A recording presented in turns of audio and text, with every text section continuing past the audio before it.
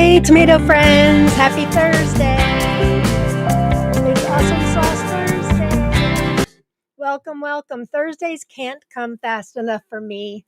I just love this show. I love this community with you all. It's really just like a bunch of like-minded people who have the same obsession, passion, get together, and we chat for a couple hours about tomatoes. We look at some pictures, we salivate, we write things down on our grow list, and we give away a lot of prizes. And it's like the one day and time for me where I know all outside problems can I was going to say all outside problems go away, but that doesn't necessarily happen because I'm kind of a technological mess. So I kick myself out of the episode here and there. But besides that, that's the least of my worries, right? So, anyway, welcome. My name is Lauren, otherwise known as Mrs. Tomato Head. And this is my Thursday show, Lauren's Tomato Awesome Sauce. And if you haven't joined us before, welcome. Please put something in the comments.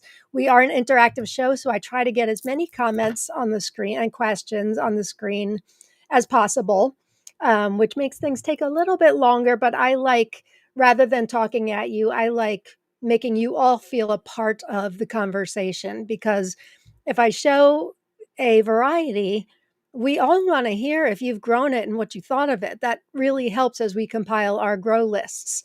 So if you don't know me and it's your first time watching, I co-run the most amazing group community on Facebook with Kina Tonarud and Jen Joy called Tomato Lovers Collective and Swap. It's not like your typical Facebook group. And if you are a seasoned grower, or if you're looking to possibly get into growing, it's great for the beginner or the expert. Please join us. Join Facebook just to be a part of it. I promise you, and I'm sure many of the people watching today will tell you, it is the most generous and kind place on Facebook. I run a gratitude group, and that, trust me, that's very kind too. Attitude of Gratitude with Chronic Pain. But what makes our group about tomatoes extra special and extra generous, I don't know, but it works. And so we would love to have you join our community. If it's your first time watching, I always tell people have a piece of paper and a pen handy, because you can write down, chances are you'll find one or two varieties that I talk about today that you may want to add to your grow list.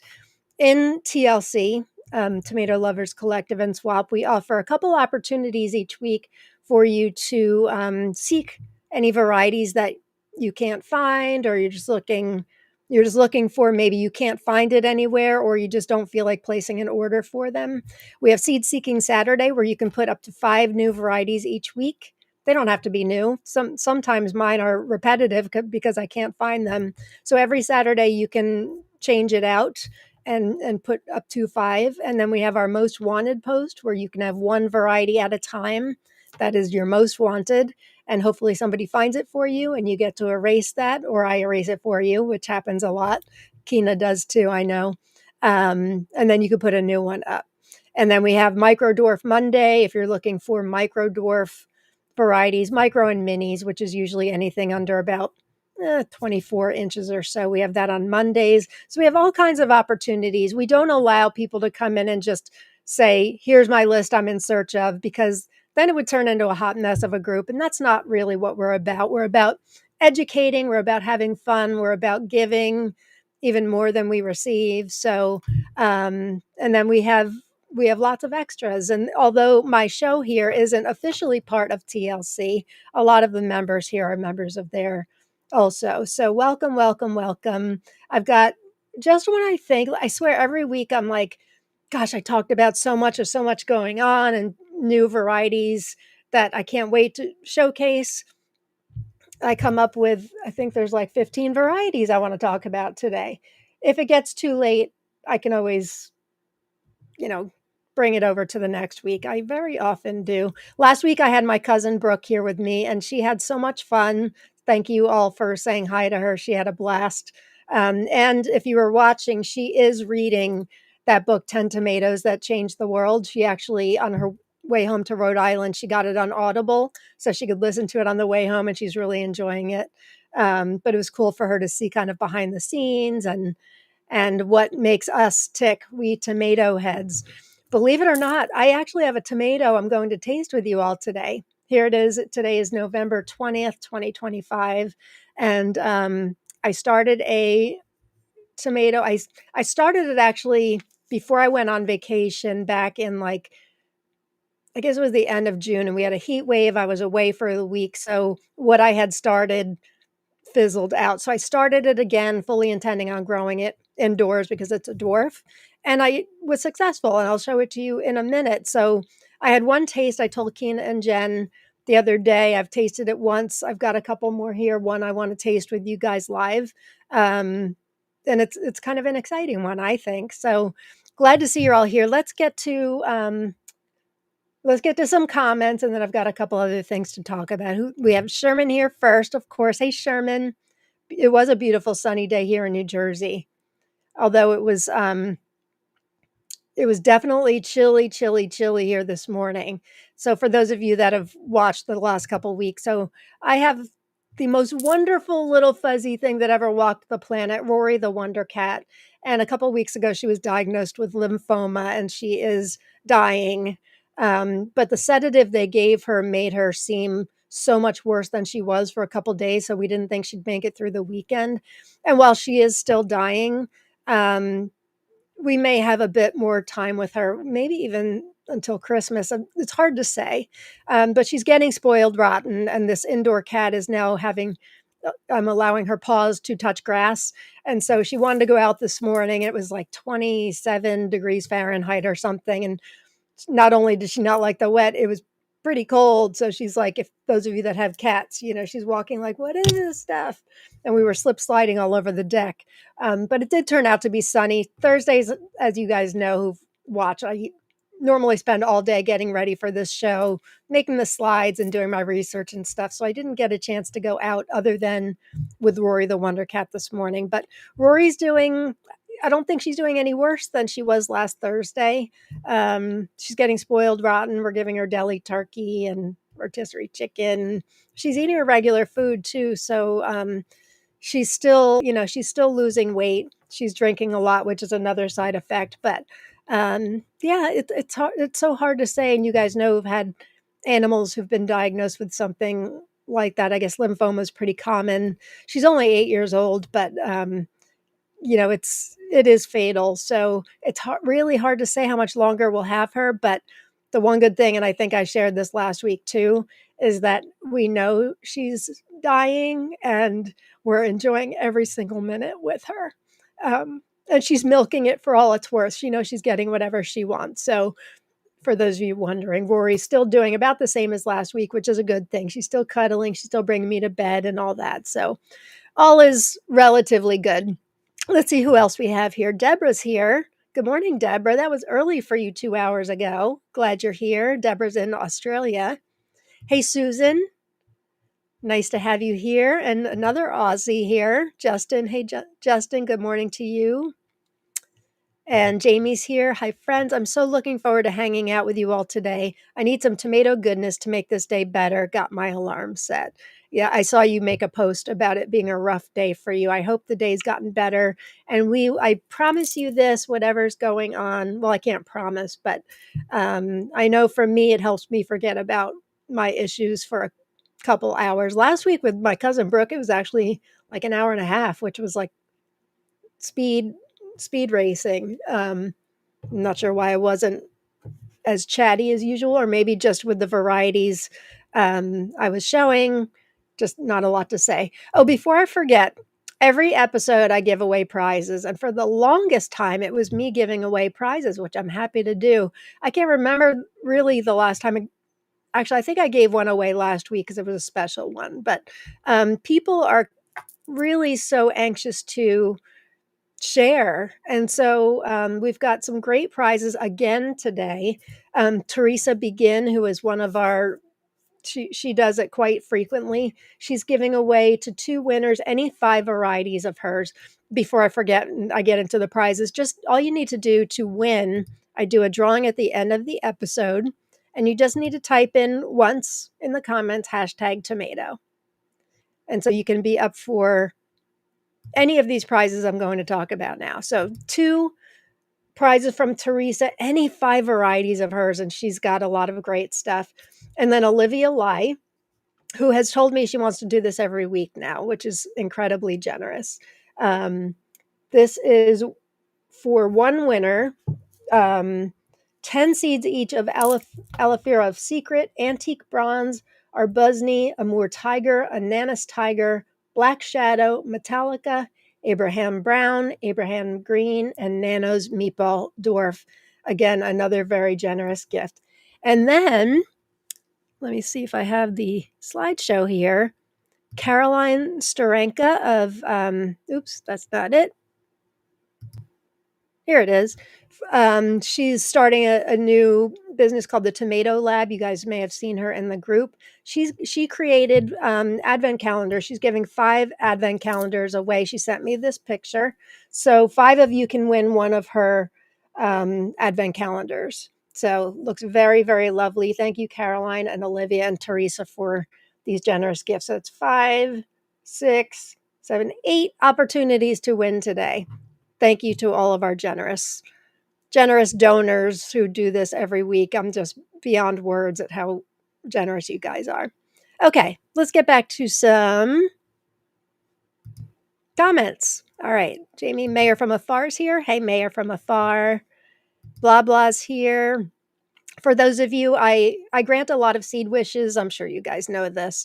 I'm running about 2 weeks behind right now, so I got another 12 of them out over the past 2 days.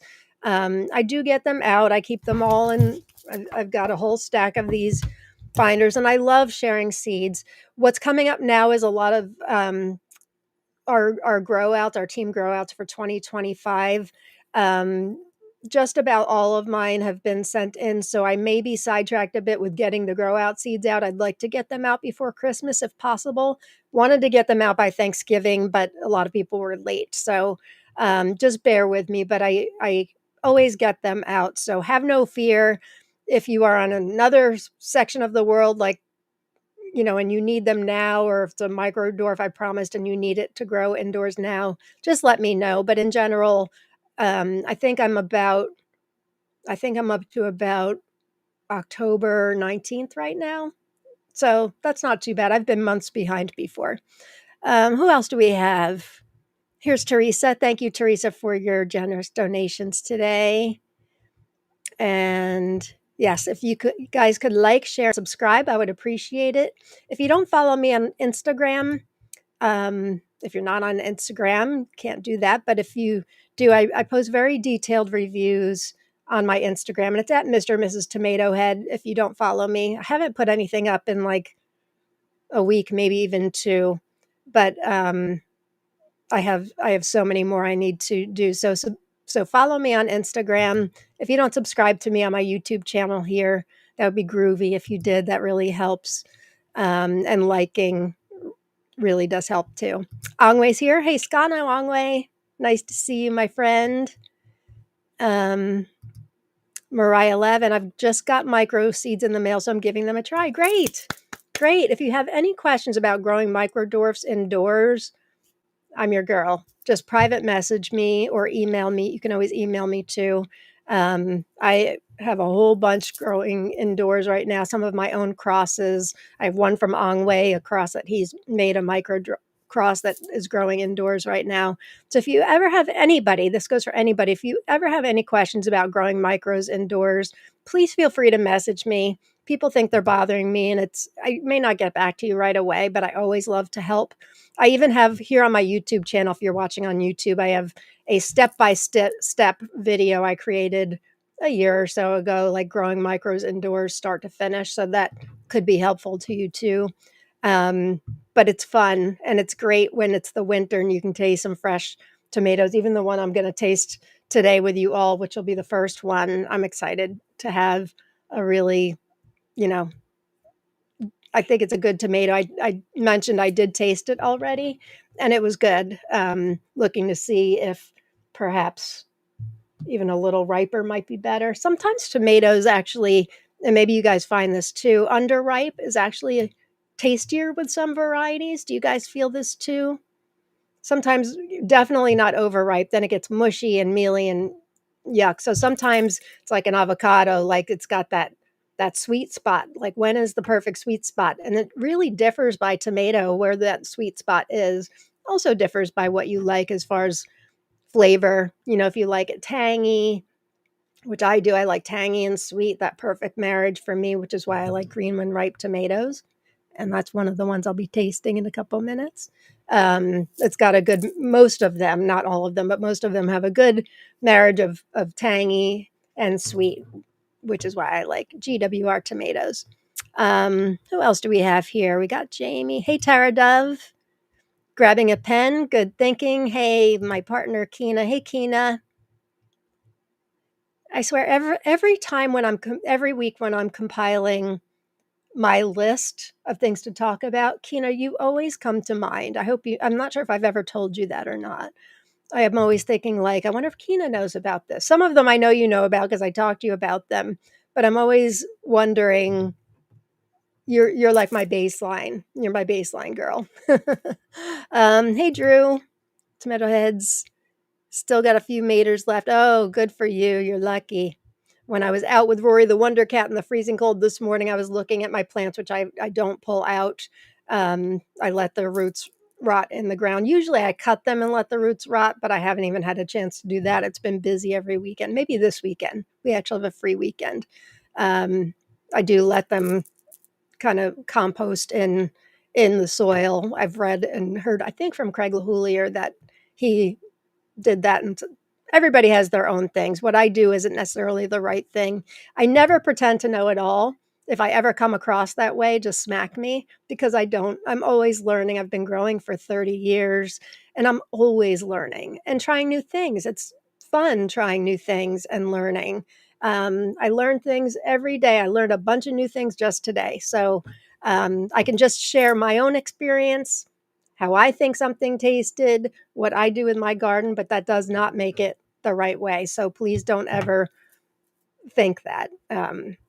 I have some humility here, and I've been known to screw up many, many times. But that, to me, that's part of the fun of growing tomatoes and just being honest. I don't think anybody, even Craig LaHoulier, or, you know, other like Dr. Carolyn Mail. I'm not sure about her. I didn't know her actually. But I don't think anybody thinks they've got it all together and they know everything, because there's always new things to learn. Speaking of that, I just put up a post in Tomato Lovers Collective and Swap like an hour or so ago. Just just a fun post. I called it tomato matchmaking, and it's just something fun to dream and think. Asked for you to choose 2 tomatoes that you would love to breed.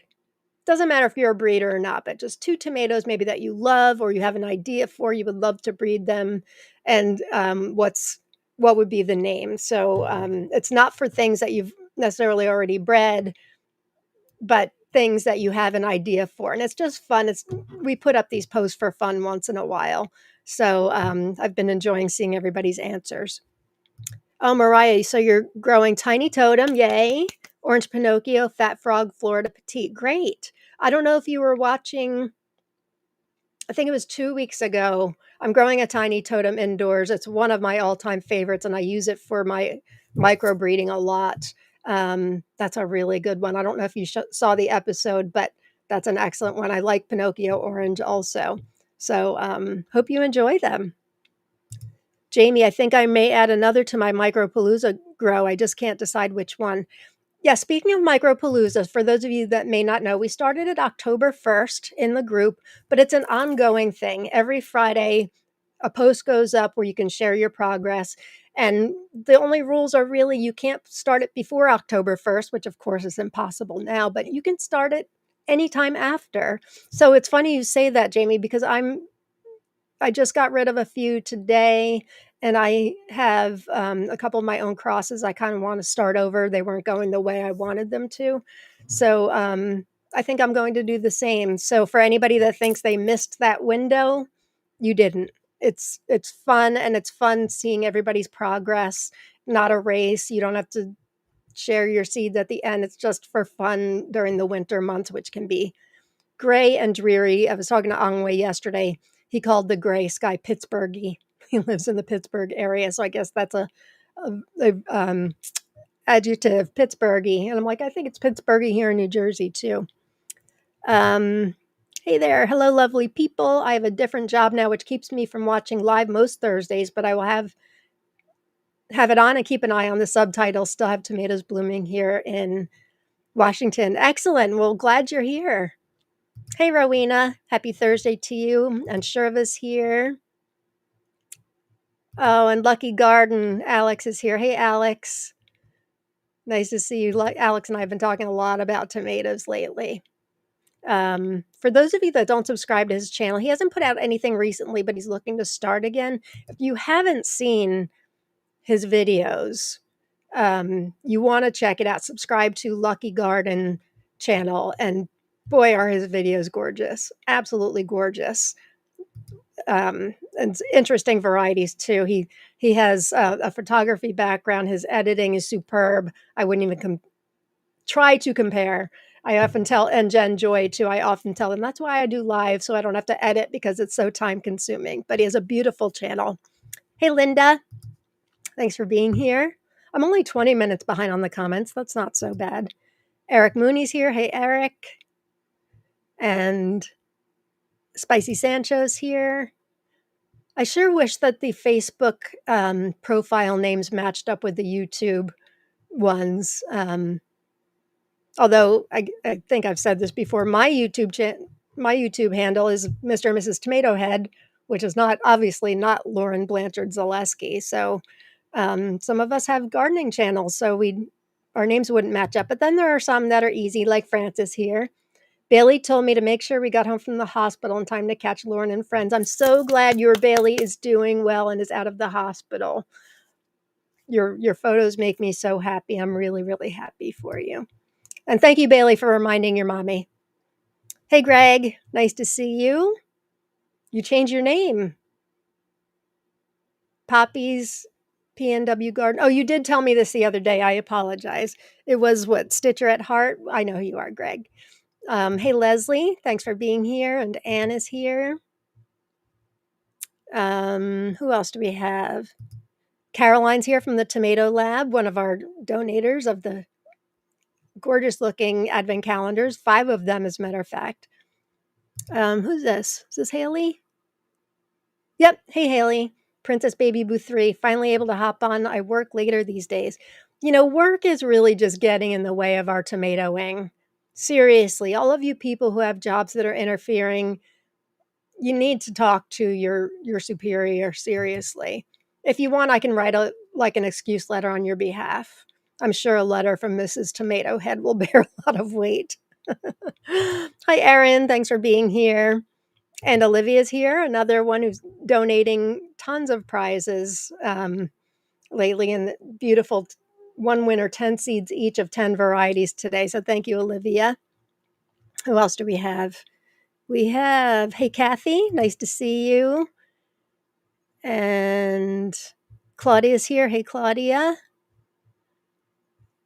Who else do we have? I see Achillia is here. She's entering to win one of these great prizes. Speaking of Achillia, I almost forgot Achillia. So Achillia, for those of you that have gotten seed mail from me, so I create my own cards. I should have had one here as an example, but it's a card like this, but it's got a tomato person on it and says your seeds are here or something. And then I use this great tomato washi tape to adhere, it's upside down, to adhere all my varieties to the card that I send out.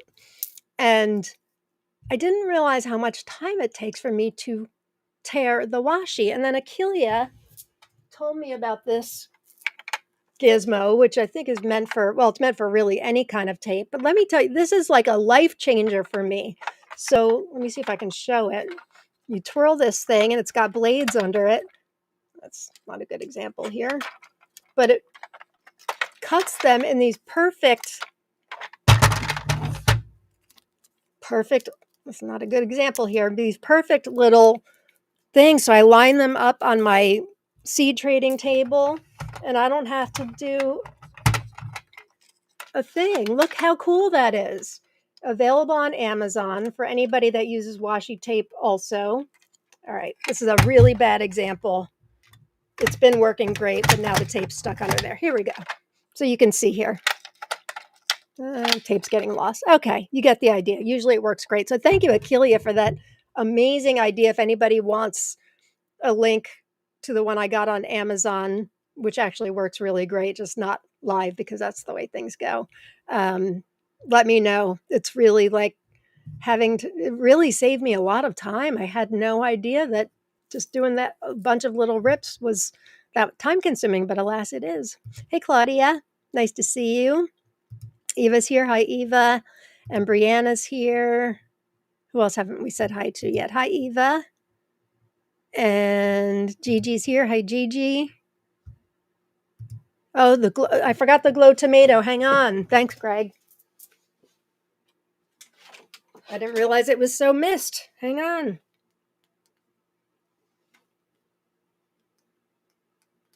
Why is it not turning on?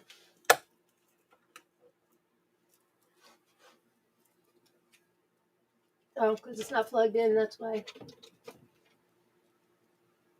There we go. Is that better, Greg? Let me turn it down so it doesn't look like an apple. There we go. You guys need to keep me in line. Thank you, Greg. Didn't realize the glow tomato is so missed. I'll go next to my little tomato heads there. Who else do we have? Evelina's here. Hi, Evelina. So sorry about Rory. It's such a heartbreaking situation. It is. It really is. But like I said a couple minutes ago, we're devastated. She's only 8. We thought we'd have her until she was 20. She's so pampered and doesn't go outside. Those cats usually live longer. But now knowing that we're not going to have her much longer, it's really making us appreciate every single moment with her. So I would do anything to not lose her. But that's a plus to not lose her right away, and you guys with animals, you know where it's coming from. Thank you for your kind words. And thank you for your donation of the advent calendars too. Hey, Natalia. So sorry for your cat. We lost our 14-year-old cat Norris last October to liver cancer. Oh, it's heartbreaking. I'm so sorry, Natalia. And Elizabeth Warren, I'm growing Gigi's Glory, Sniggerjock, which I'm sure is the incorrect way to pronounce it. Inkspot, Tiny Totem, and Paws Pride. There's some great ones in there. Really great. I don't remember what I thought of Sniggerjock, but I know I loved Gigi's Glory and Paws Pride, both bred by my friend Heidi Dolan. Tiny Totem, obviously, I love. An Inkspot, even though I don't like tend to not like anthocyanin on a lot of tomatoes, like Black Beauty. It seems on micros they don't necessarily carry that flavor over. Inkspot's one of them. Blau Zimmer Tomate, Lil Red and Black. That had it a little bit, but not troublesome. Chernichka or Blueberry, Voroni Glass or Crow's Eye. Those I've loved them all. So I think you'll be happy with what you're growing if you haven't grown them yet. Oh, Alex, I was 15 when my small lovely parrot died. Oh, was it really old? Don't parrots live a really long time? Like I've heard of parrots having to be passed down through generations. Was it old already? I'm so sorry. That must have been awful for you. I'm so sorry. Jamie, being here makes my day so much better. Thank you, Lauren, and all my amazing friends. You're welcome. You're welcome. I really love how we come together for this. And I know there's so many of you out there who are watching who cannot watch live. And it's obviously understandable. I mean, here it's a Thursday at 4:30 p.m. Not ideal for everybody. What I do like about this time is we can get people from European countries because we are a global group, but it's not good for everybody. So, we have 65 live viewers right now on YouTube and a whole bunch, it looks like, on Instagram. It's not good for everybody. So, but for those of you that are able to come in live, I find it a nice, what's the word? Nice oasis too. It's fun. And I'm always glowing after the show. Like I love getting ready for it, even though it's work. I love getting ready for it. I get excited to talk to you guys about these things, talk with you guys about these things, really excited to give away these prizes from these incredibly generous members and viewers. And then I always glow afterwards. So thank you all. I love it as much as you do. Hey, Pretty.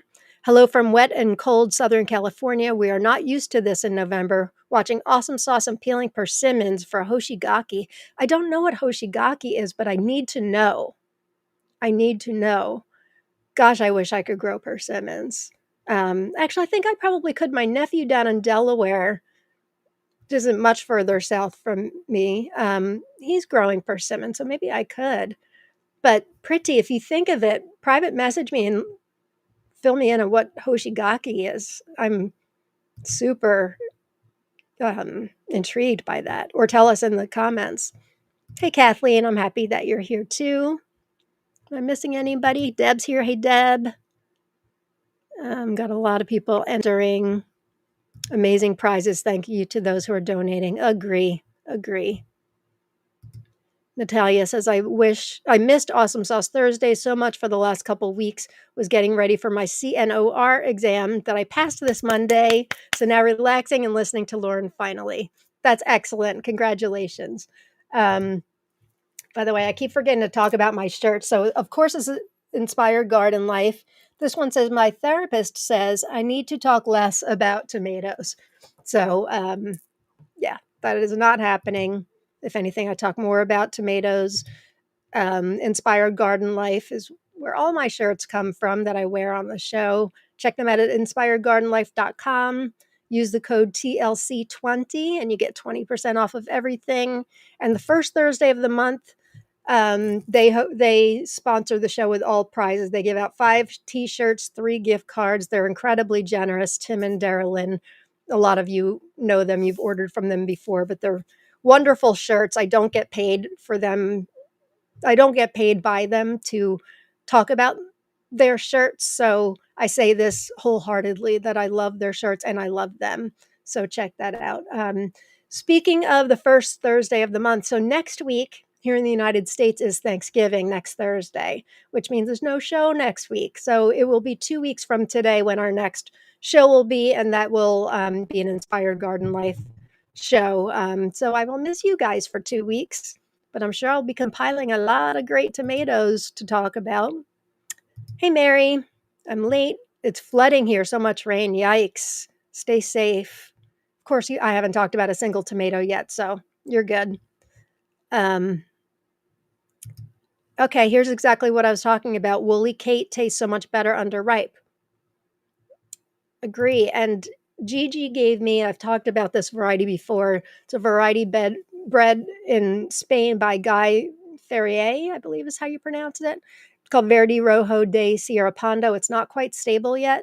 And I grew 2 plants of his. One was more true to type as to what he's looking for. The other was purple, so we're not growing that one out. But he recommended, and Gigi, tell me if I'm wrong, didn't he recommend to not let it get overripe, to kind of do it a little underripe? All I know is the green version was delicious. And here's another one. Alex says, notorious by Bill Yoder is a mind-blowing tomato before it's fully ripe. It is interesting to try it at different stages because it really can make a big difference. Hey, Marvin, glad to be tuning in again today. It's been a minute. Thanks so much for the bonuses in our geo. I'm not sure what that means. Bonuses in our geo.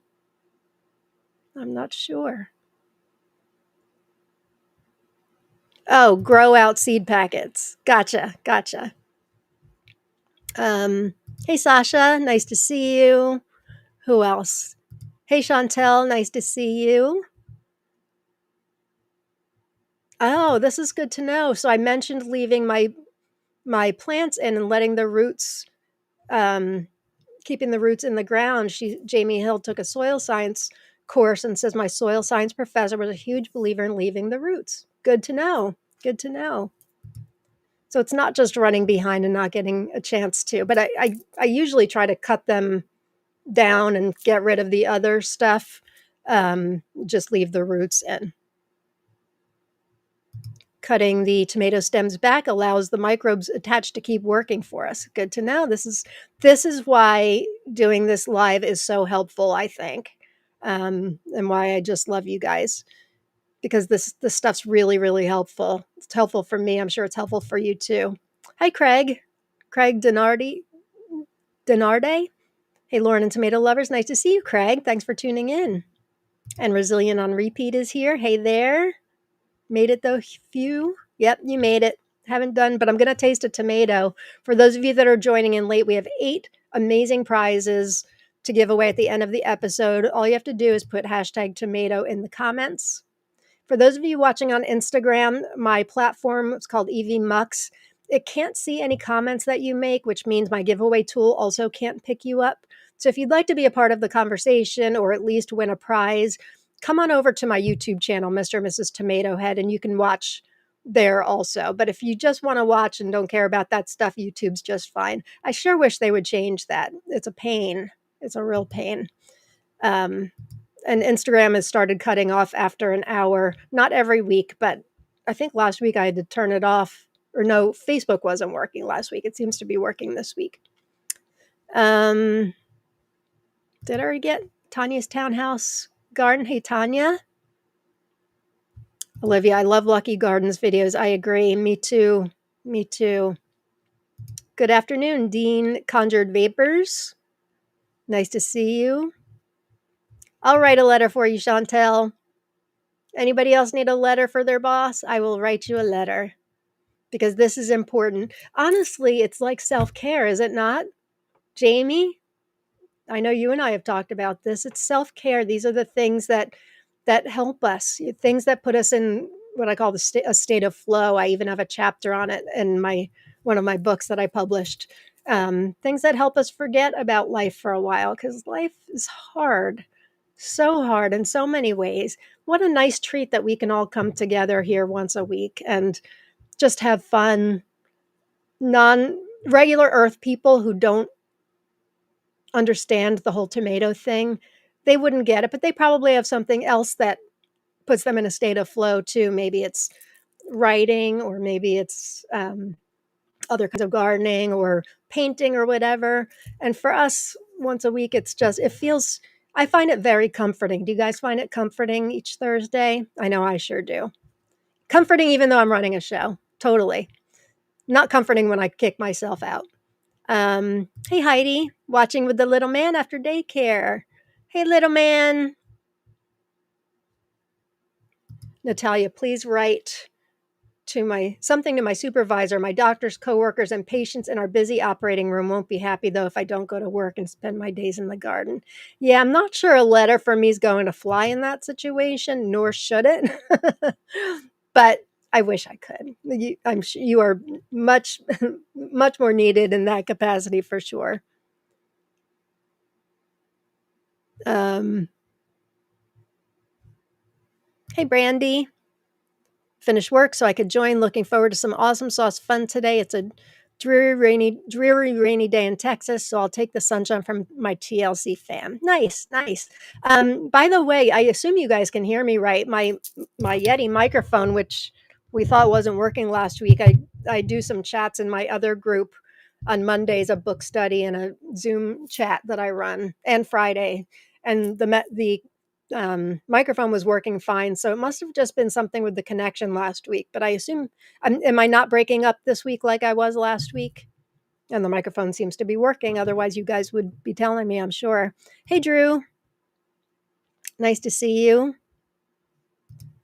Your seed packets are a wonder, Lauren. I'm glad you enjoy them. I like for people to be able to open them and get excited. You've never seen the glow tomato?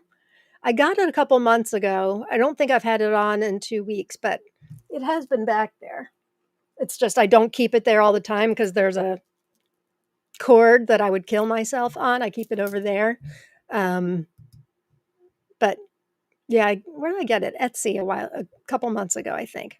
Hey, Kim. Nice to see you, my friend, all the way from Scotland. Oh, Francis, I want to reach through the screen and give you a big old pet mama hug. Back at you, my friend. I know you've been through your own hell with Bailey. So I'm glad everything's looking all right. And thank you for your kind wishes. Jamie Hill, I'm growing Paws Pride too. I can't wait to try that one. Let me tell you, you guys who haven't grown it before, you are in for a treat. It's likely my favorite, my best tasting micro of all time. Beats out Vilma.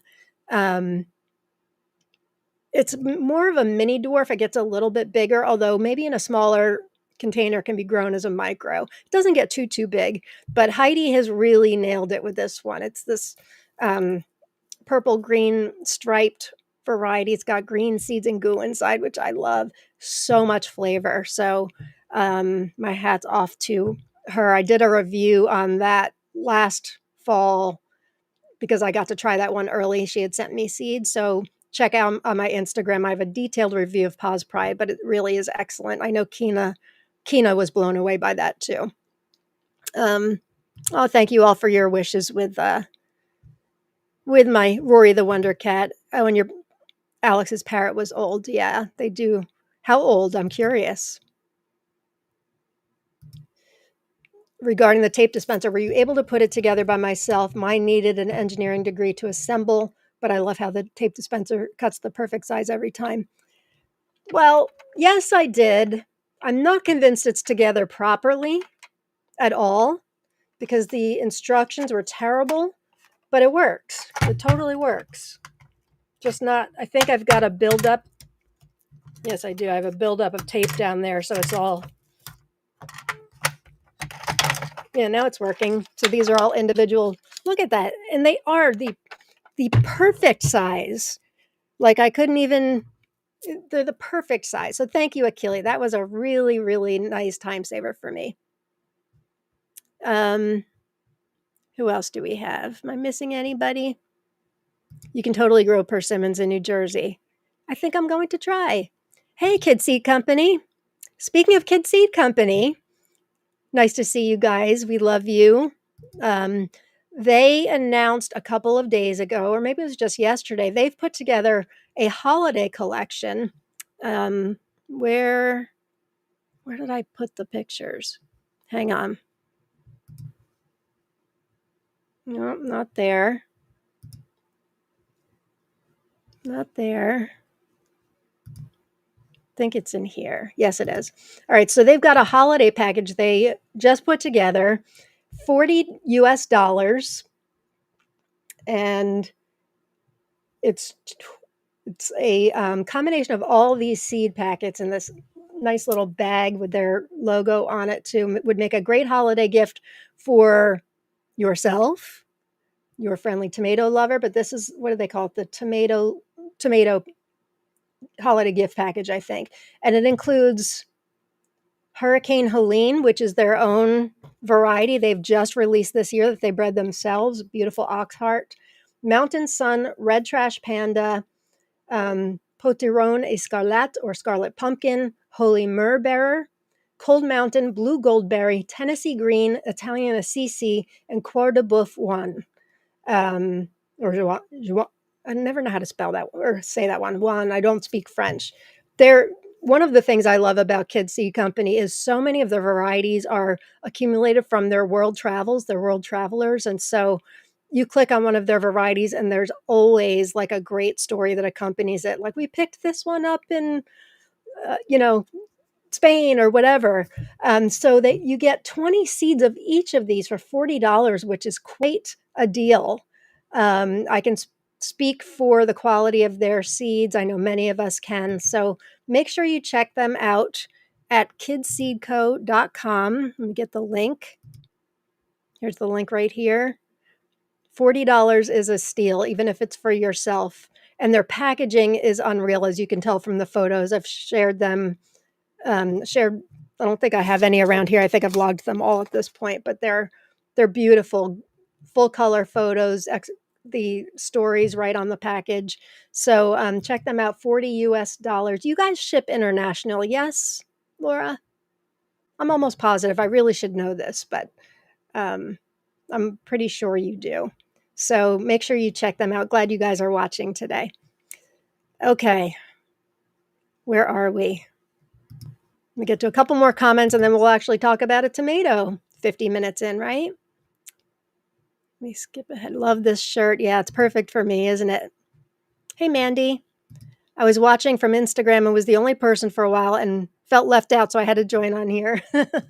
It looks like oh, Mandy, I just saw I'm on Instagram now, I see you commented. It looks like there's a couple people watching on Instagram.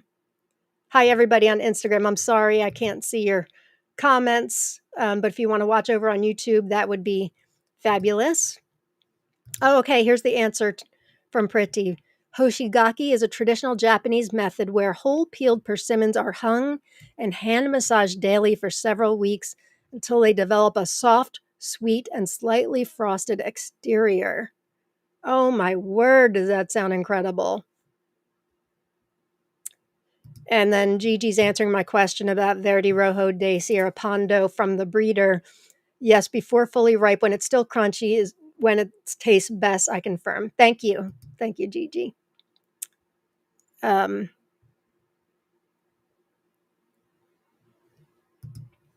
Achilles says, keep doing whatever you do for growing seedlings. When I pulled up my plants, the ones I received from you at Carlisle's roots were double the size of my roots. Interesting.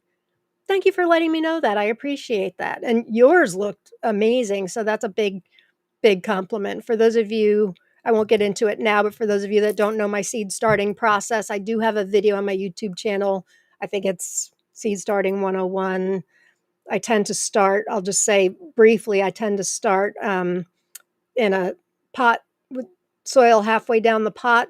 I plant 2 seeds in there, and as the plants seedlings continue to grow, I continue to add soil until because tomato plants will grow roots along the stems, and I just find that it gives them a really, really great start. Thank you, Achille. That's really nice to hear. I hadn't heard that before, so I appreciate that.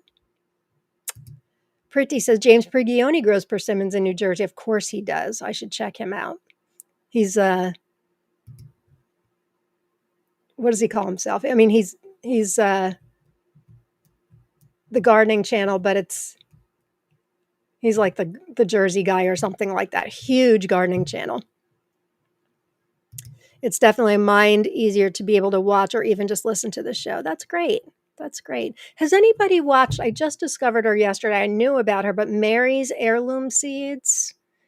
She's not just tomatoes. She's a lot of things. She's got a big following. I did not know she did a live show on Wednesdays. Any of you watch it? I was watching just a couple minutes of it today. Problem with doing stuff live on YouTube is now, or on Facebook rather, is that now they delete any live videos after 30 days, which stinks. So this video that's airing right now, my Mr. and Mrs. Tomato Head Facebook page, it'll be gone in 30 days. It wasn't always like that, but it is now. But I guess she says she moves it over to her YouTube channel. But she's a cutie patootie. Anybody buy from her, watch her show? I really liked what I watched. I've heard good things about her business before. I just didn't know she did a show. Raining here in Tennessee, also rain all over. We have been getting rain a little bit lately too. We went all summer with like drought again for the second year in a row, but now we are getting now we're getting rain. Hey Julia, Pause Pride is excellent. Yep, I agree. Totally agree. Hey, look who's here. Jen works on Thursdays now, so she can't always tune in. Listening on my drive home from work. I love you, my beautiful friend Lauren. I love you right back, my beautiful friend. Hope you're doing well, my sweetheart. If any of you, I think I mentioned it last week too, but Jen she hadn't been putting up taste reviews for a bit, but she just put up a great one maybe a week and a half ago. So check out on her YouTube channel. She's got a lot of great stuff on there. Hey D Harrison, nice to see you. Kid C Company says, thanks to all of you who already ordered this tomato collection. I saw a lot of people saying, yeah, I'm getting this for myself. I'm going to get one for myself for sure. It's absolutely adorable. I love it. Tiffany has them in her cart. Oh, hey, Kim L, since YouTube changed our names. And then Susan says she watches Mary. Idaho Garden Girl, I watch Mary's Heirloom Seeds and I buy her seeds. Great stuff. Looks like she gives away a lot of prizes and things too. Love Mary's heirloom seeds. This is good to know. I love Mary. Watch every Wednesday. That's good to know. Occasionally, but she's got a total crazy person that goes in all her lives. Oh, you mean like a viewer? I'm sure as my channel starts to grow, I'll get a crazy person. But actually, I've had a couple, but I've banned and blocked them from the channel. Never heard of, hey, Nicole, never heard of Mary's Heirloom Seeds. I'll have to go subscribe. Yeah, I follow her on YouTube or on Facebook. And I guess I subscribed on YouTube too, but I wasn't paying attention that she did a Wednesday live show because I was always thinking like it'd be nice to fill some seed orders. I know many of you fill your seed wishes while you're watching my show. And I'm like, I wish I could have something to watch like that for that. So I'll have to watch Mary. She seems like a love and very, very smart and knows what she's doing. Okay, let's get to some tomatoes, shall we? Less than an hour in. So I showed the first one. The first one is one I'm going to taste. This one is called Dwarf Jade Charisma. This is a unique one in that it is a off type of Dwarf Jade Beauty. Is that right? Yes, Dwarf Jade Beauty from the Dwarf Tomato Project. It was found, Joe Lample and Craig LaHoulier were doing a course called Growing Epic Tomatoes, and a student of their course found this chartreuse off type. So the tomato itself, as far as Craig knows, and I talked to him about it today, tomato itself he believes is the same, but it's a cool chartreuse version. Now, I'm growing mine indoors and I'm intentionally letting it die right now so it looks terrible. And I also topped it so it wouldn't get taller. I just wanted a couple fruits, but here's one of them. Yeah, it looks pretty sad right now. But I grew it in 2-gallon grow bags, infested with aphids, unfortunately. But just waiting for those couple to ripen. I've got good production despite it being in 2-gallon grow bags. So, and then I talked to Jen about it. Jen and I have a story behind Dwarf Jade Beauty. When we first met and started trading, she saw I had seeds for Dwarf Jade Beauty, but I was purchased from a vendor I no longer purchase from.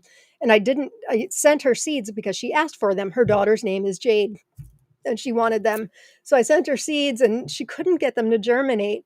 And she's like, do you know how old these are? And I looked at the seed package because this particular vendor had the date. It was like, what was it, Jen? Well, you're driving, don't answer, but like 2014, 2015, which isn't unheard of. I've been growing some of Angwei's things that have been lost in the sauce, so to speak, that have been from 2014, and they're germinating just fine. So some people germinate stuff from 20 years ago, but Jen couldn't get it to germinate. So when she heard, and Heidi Dolan had sent me these seeds, which came from Craig, for Dwarf Jade Charisma. Really couldn't find any info on it. Heidi had sent me a few pictures, and then Craig filled in the blanks.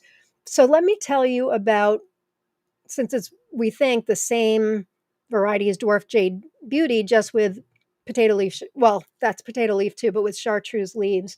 Let me tell you about Dwarf Jade Beauty for those of you that may not know.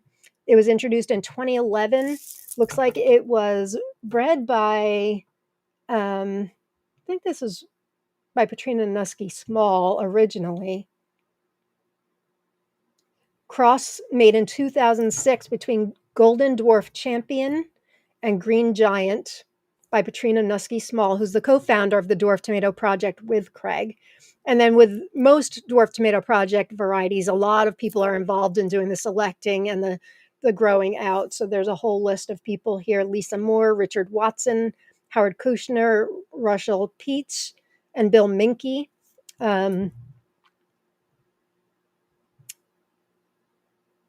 Let's see what this is from Victory Seeds, which most of the Dwarf Tomato Project seeds are. That's kind of their official, I believe, vendor that sells the Dwarf Tomato Project things. It's 85 days, a dwarf. It's got rugose potato leaf foliage, very stout central stem, grows. So if you're not intentionally keeping it small like I am, grows to about 4 feet in height. Its fruit are sweet, round, weigh 2 to 5 ounces. Now, the one I have in the picture here, and these as well, they're smaller, but that's to be expected because I kept it in a 2-gallon grow bag. I put the grams on there too. It's almost 2 ounces for the one I weighed there. And it looks like the typical size can range between not ounces. Yes, ounces. Where did I see it? 2 to 5 grams, I believe. Come on, where did it go? 2 to 5 ounces, yes. Sweet round weigh 2 to 5 ounces, are green when ripe, but can have a hint of pink blush on their bottom end. These don't, and they feel pretty ripe. And Craig says it is quite stable. It is a quite stable open pollinated variety, but still may produce the occasional off-type plant. Enter dwarf jade charisma, which has this beautiful, for anybody that is into unique foliage, chartreuse. This looked so much better a couple weeks ago. Like I said, I'm intentionally letting it die. But if you're looking to grow something indoors, sometimes dwarfs in a 2-gallon can, I've picked probably 6 from this plant, and I've probably got another 5 on the other one. So it's not too shabby. Not too shabby. But chartreuse is like this yellowish green. So they were quite happy to see that off type. And so they were saving seeds from it and giving it out. Dean says, love growing epic tomatoes. Great course. I'm sure. I've never taken it. I really should. Of course, Epic Tomatoes, the book, is phenomenal, and we love Craig. A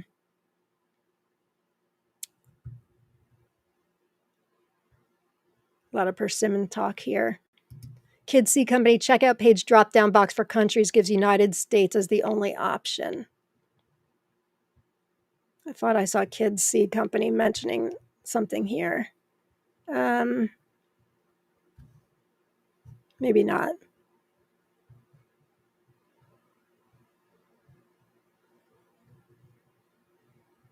Maybe not. Maybe they only ship to the U.S. That's possible. Drew, Joe Lampel is a legend gardener. Yeah, I haven't listened to his podcast in a long time. He's got, Joe Gardner podcast. But I've listened every time Craig has been on. He and Craig are good friends, and I've listened to those. He is a legend and really fun, and just like Craig, not snobby at all. Just kind of like what I aim to be, I should say. Just personable and just loves gardening and wants to share it with all of you guys. That's the take I get from Joe and obviously Craig. Okay, so let's taste Dwarf Jade Charisma. The first one I tasted had, I didn't write it down here. It was very tasty. Not quite as intense as a lot of the green when ripes that I grow. And the Brix score was like a 4.7 or something. So pretty respectable. So again, don't take my example to what this will look like outdoors or in a larger container. This is going to be small because I grew it in a smaller container. Let's take a look at the inside. I just love some green tomato. Oh, now look at this. Hang on, let me get a napkin. Where's my napkin? Isn't that gorgeous? Just gorgeous. Okay, let's take another Brix and see if this is any different from the last one. Sometimes the first tomatoes, you guys find that sometimes the first tomatoes aren't always the best, and I'm not sure why that is. This one's 4.3. So a little bit less than the other one. I'm only going to have a little bite because I want to save seeds for these to share with you guys. Now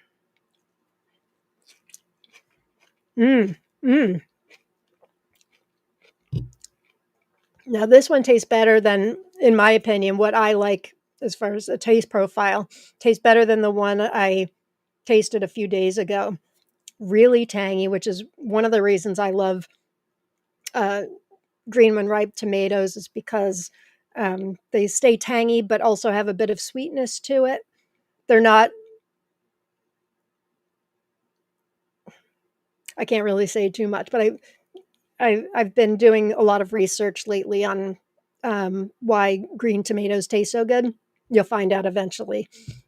Um, and there is a scientific reason why they are tangy and sweet. For me, that's the perfect tomato. I don't like just sweet and I don't like just tangy. And a lot of people who've never grown a green when ripe tomato think, we eat with our eyes first, right? And so you look at a green tomato and you're like, that's going to taste lousy. Like it's good in a fried green tomato, but ripe green tomatoes are not good as a fried green tomato. Any other unripe tomato will be a good fried green tomato, but green when ripe tomatoes do not taste like an unripe tomato. Mm.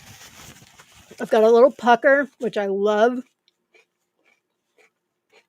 Mm. Flavor still continuing. The skin is adding, like the sweetness is coming after. Oh, wow. That's really delightful. I like it a lot better than when I tasted it the other day. I want to taste the other half, but I won't, so I can save seeds. But Dwarf Jade Charisma, I believe Craig said that he's sending seeds to Victory Seeds, so they may be available for sale soon.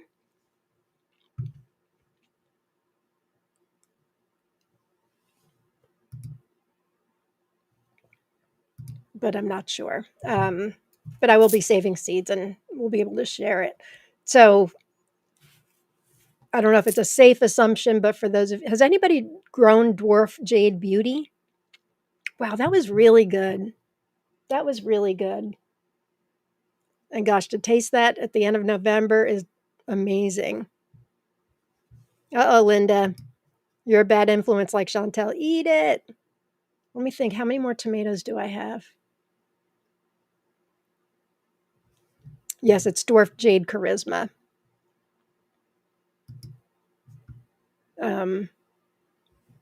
How long from seed to fruit? That's a good question. I started these in June and they're just starting to ripen, grown all inside, which I think often takes a little bit longer.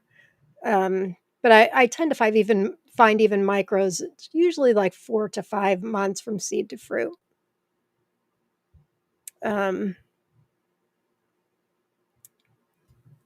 Oh, good night, Kina. You only got to one tomato today. Well, you can watch tomorrow. Bye, my friend. Feel good. Dwarf Jade Beauty was really good. Seemed to last quite a while on counter, too. Good to know. Good to know. I'm going to eat it, right? I'm going to eat it. I'll have some seeds. Mm. Mm. Got everything I love in a green when ripe tomato. Love it. Make sure you guys type. We have 83 live viewers now. If you're joining us late, hi there. Make sure you type in hashtag tomato. We've got some great prizes to give away. So that's Dwarf Jade Charisma. What would I rate that? I'd probably rate that an 8 out of 10.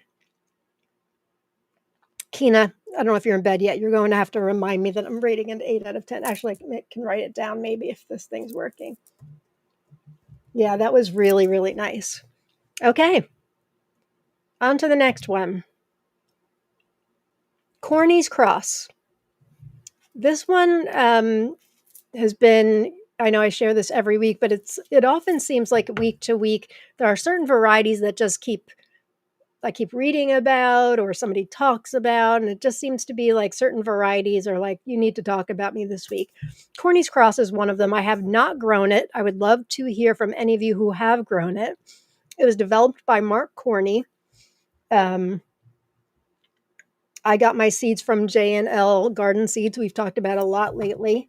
But Mark Corny is from the United States, and there are a couple different versions, I guess. I've done a lot of research on this from various vendors, and I think J&L J&L says it is a regular leaf, but 2 other sites say it's potato leaf. Also, I think J&L says this also. The Sandhill Preservation Center says that there are at least 2 variants available, a red and a black fruited. So let me tell you, Mark Corney's from Buffalo, New York, I guess. It just says Buffalo, so I assume New York. He says it started out as a red, very productive, smaller tomato about the size of one phlegm and a tennis ball, usually shaped like an apple. Clusters were usually in fanned out bunches of 5 through 7 fruits. Starting around F5, that's the generation, so 5 generations of growing it, they finally showed the black color of one of the parents. And according to Lee at J&L Gardens, it's a rare, stable cross of a pink tomato called Kornesevii. I should have written it down. Kornesevsije.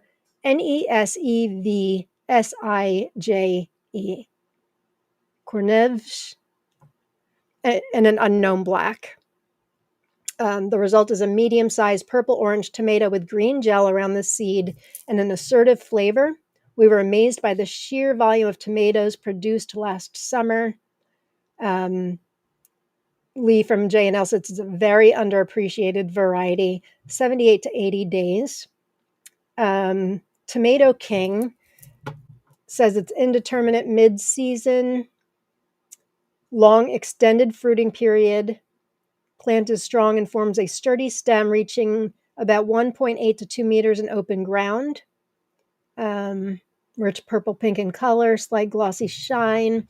Flesh is dense, meaty with no hollows, and the fruits rarely crack, even with fluctuations in humidity. They offer a well-balanced sweet tomato with subtle fruity notes. Fruit weight reaches up to 100 grams. What else do we know? I think that's it. Yeah, like I said, J&L is saying regular leaf, but then Tomato King and Sandhill Preservation Center are both saying potato leaf. So perhaps it's not completely stable yet. It also sounds like there may be 2 different variants. Anybody grown Corny's Cross?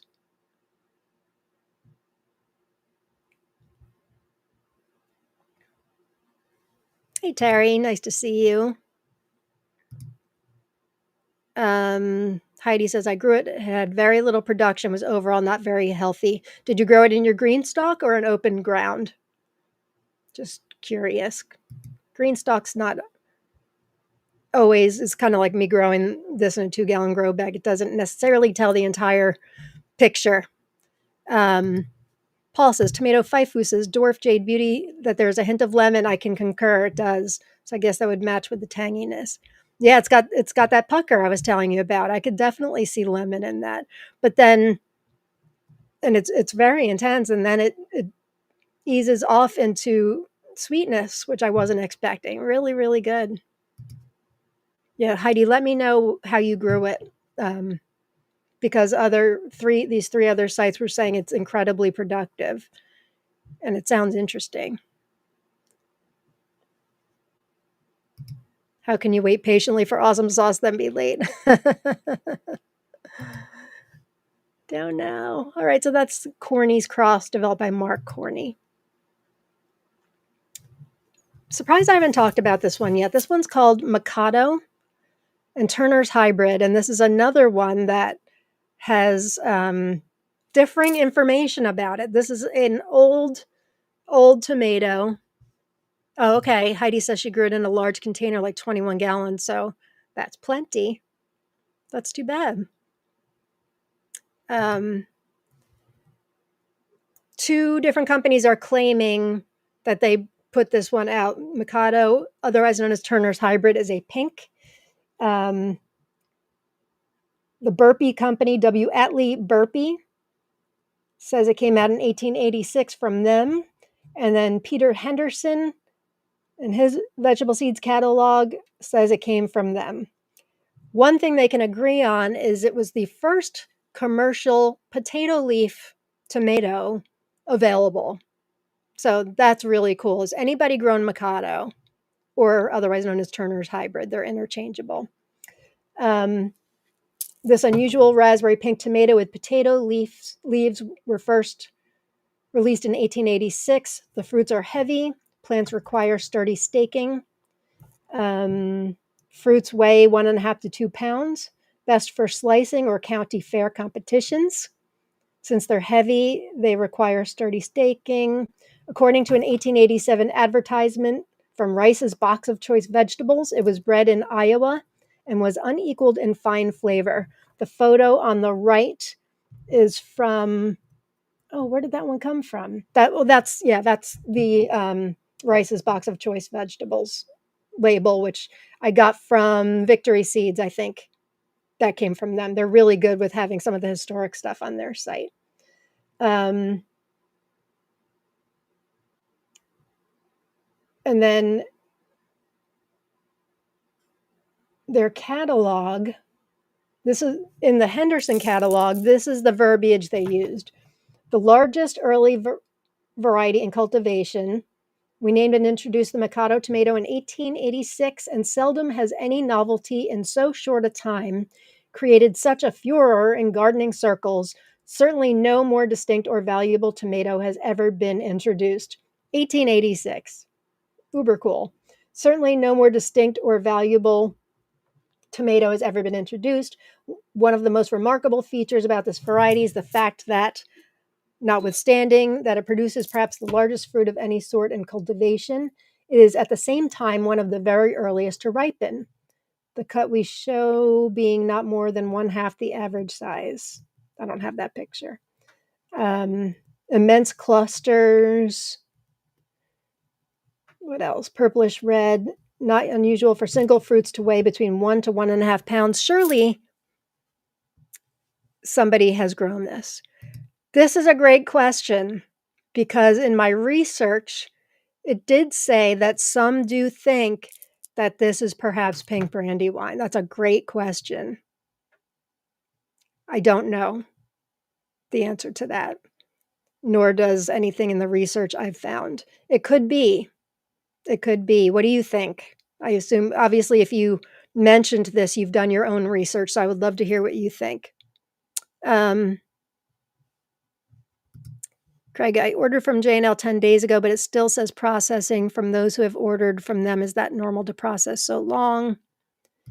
It's funny, I got an order yesterday or the day before that I ordered after another one I ordered that has not arrived yet. But it does come in a timely manner. Lee did say that he can tell I'm talking about stuff like the SUCR X25 because he keeps selling out. So I hope we're giving him some good business. He's a great guy, great vendor, unique varieties, and he's really in it because of the love for tomatoes too. I really like him a lot. But I haven't had an experience with him with things taking super long. I don't have my spreadsheet open, but yeah, there's one I ordered maybe when the SUCR X25s came back in stock. I ordered 2 more, and I have not received that order yet, or the extra goddess of the garden. So I think it really must depend. I saw somebody talked about post office had Veterans Day off. That's a really great point. That could be that too. Hey, Anthony. Nice to see you, my friend. Marvin says, I've read that Mikado is a parent of brandy wine. That's an interesting theory for sure. Note to self, ask Craig. Craig, I don't know if you're watching, but I'll be messaging you because I would love to hear your thoughts on it. I wonder if there's anything in Carolyn Mill's book. I don't think Epic Tomatoes has. Oh, they do have. I'll have to look it up in there too. Let's see.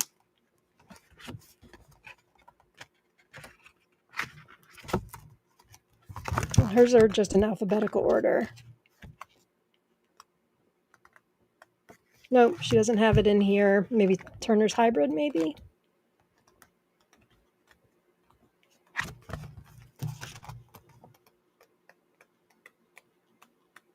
Nope, not under there either. Let's check Epic Tomatoes.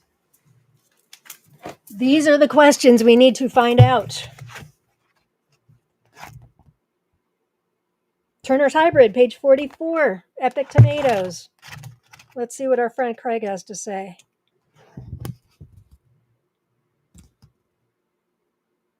All right, so this is in the 2-page spread on Brandywine.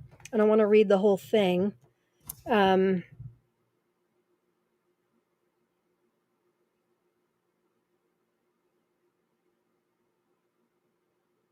all right, there's a paragraph that says there are indeed older tomatoes that carry the same potato leaf foliage and large pink fruit as today's Brandywine. In the late 1800s, the Burpee Seed Company listed a variety called Turner's Hybrid. A Henderson seed company carried Mikado. A few other seed companies also listed large pink potato leaf varieties with their own particular names. Could it be that Mikado or Turner's Hybrid was grown and passed around through the years, finally becoming renamed by someone in the Midwest as Brandywine? Anything is possible. I mean, is this show a page turner or what? Thank you for asking that question, because I really should have dived deeper when I saw something about that. And I'm glad. Good old Epic Tomatoes. We just love it. We love you, Craig. Um, yeah, interesting. Thank you for bringing that up. We will figure out all the world's tomato problems on this show. I love the research. I'm so glad because I do too. I do too. Oh, thank you, Terry. While you wait, if on YouTube, hit the thumbs up. It helps Lauren. Craig, if you're watching, thank you. Thank you. That was really helpful. Missy, hey Missy, I got seeds from Val's backyard and Caroline's store. I grew Mikado in 2024. It was a good mid-season tomato for me. Interesting. I guess that would be a difference because Brandywine is a late season, is it not? And this one claims to be early to mid, or maybe mid, maybe early is a stretch. Um, Both of these are kind of talking early. How early could it be though if it's a big pink tomato? Um, Okay, I haven't tested Mikado, but all the descriptions sound so similar to pink Brandywine, and both are very old heirlooms. Also, there aren't many varieties from that period with potato leaves. Exactly. Exactly. This one, according to the research I found, is the earliest, but perhaps, like Craig says, perhaps there's this and it was renamed to Brandywine. We don't know. We need someone to grow Brandywine and Mikado side by side. I love pink Brandywine. I haven't grown it in years. Maybe next year's the year. I'm doing a heavy focus on United States varieties next year. A lot because I'm growing out some of my own crosses, some of my friends' crosses that are in the United States. But also just because, like, I grew a lot of Sophias from Russia this year and Spanish. Sometimes it's time to come back a little home. I feel like I don't often give the United States varieties the attention they deserve. So that's my aim for this year. Now, I did just get my hands on a Russian variety. Well, it's coming that I'm dying to grow. So I will be growing that. But I think in general, focusing on US varieties. But I think I'm going to have to give Mikado a try and maybe do pink Brandywine again. Hey, Sharon. Nice to see you. Okay. So that's Mikado Turner's Hybrid. Was it put out by Burpee? Was it put out by Henderson? We don't know. Is it Brandywine? We also don't know that, but it sounds good. Okay, next one. This is an interesting one. I picked it because the past couple weeks I've been mentioning a bit about Joseph Lofthouse and William Schlegel, who do a lot of work with landrace tomatoes. And we've been shared a couple different varieties. Last week I think it was last week, I talked about one by Joseph that is used in a lot of breeding projects. It's called Big Hill. Um, and it's very popular with breeders. This one, and I think I've mentioned there's a term Joseph uses for promiscuous, and what that means is that the stigma that sticks out of the flower, which makes crossing much more likely, like accidental crossing. So I mentioned my favorite cherry, Coyote, which Craig also mentions in Epic Tomatoes, by the way. That has an exerted stigma, so it crosses very, very easily. So I know Joseph Lofthouse and William Schlegel both talk about if you don't want something to cross that has an exerted stigma, you definitely want to isolate it. But they work together on this one, Exerted Orange, it's called, Exerted Stigma. And it sounds interesting. It's a new tomato. William Schlegel has the Snake River Seed Cooperative. We talked about him a bit last week.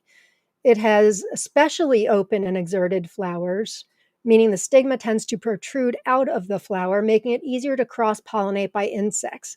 So they sell this. Snake River Seed Cooperative sells it, Williams Company. Also, the Experimental Farm Network sells it. These kind of things are like a dream come true for breeders and people working on landrace tomatoes, and can be a lot of fun. Sometimes, like I grew a lot this year, I mentioned from Sophia Sakova from Russia. She's a very talented breeder, and they're not all stable yet. Some of them were released F6. Some of Tatiana Nagel's from Tomato Eden are released, like the Lauren, Jennifer, and Kina tomatoes were released in F4, which means you may very likely get a different tomato. I grew Jarsons 2 years ago. Again, not, I can only think of two Jarsons that I believe are stable. But I have fun with it. But sometimes we don't, sometimes we want what we want. If we want that pink brandy wine, we want that pink brandy wine. But sometimes experimenting is fun. So I thought I'd bring up this exerted orange. Um, William Schlegel writes on Snake River Seed Cooperative. This tomato is the result of an open cross between determinate Big Hill, which I showcased last week, which has open and exerted flowers, and an unknown orange indeterminate tomato in Malcolm Schraden Fritz's garden in 2017. The fruits are variable in size. In fact, the one on Williams' site looks like this. It's a small globe-looking tomato. These photos, the one on the left came from Experimental Farm Network. I forget where the one on the right came from. That could have been from Experimental Farm Network also. Oh no, it came from another site I'm going to quote here, Cultivating the Commons, which I had never heard of. The flavor of the exerted orange tomato is a delicious and ever-evolving variety. We found it to be the earliest slicer tomato by far with fantastic flavor. Has anybody grown?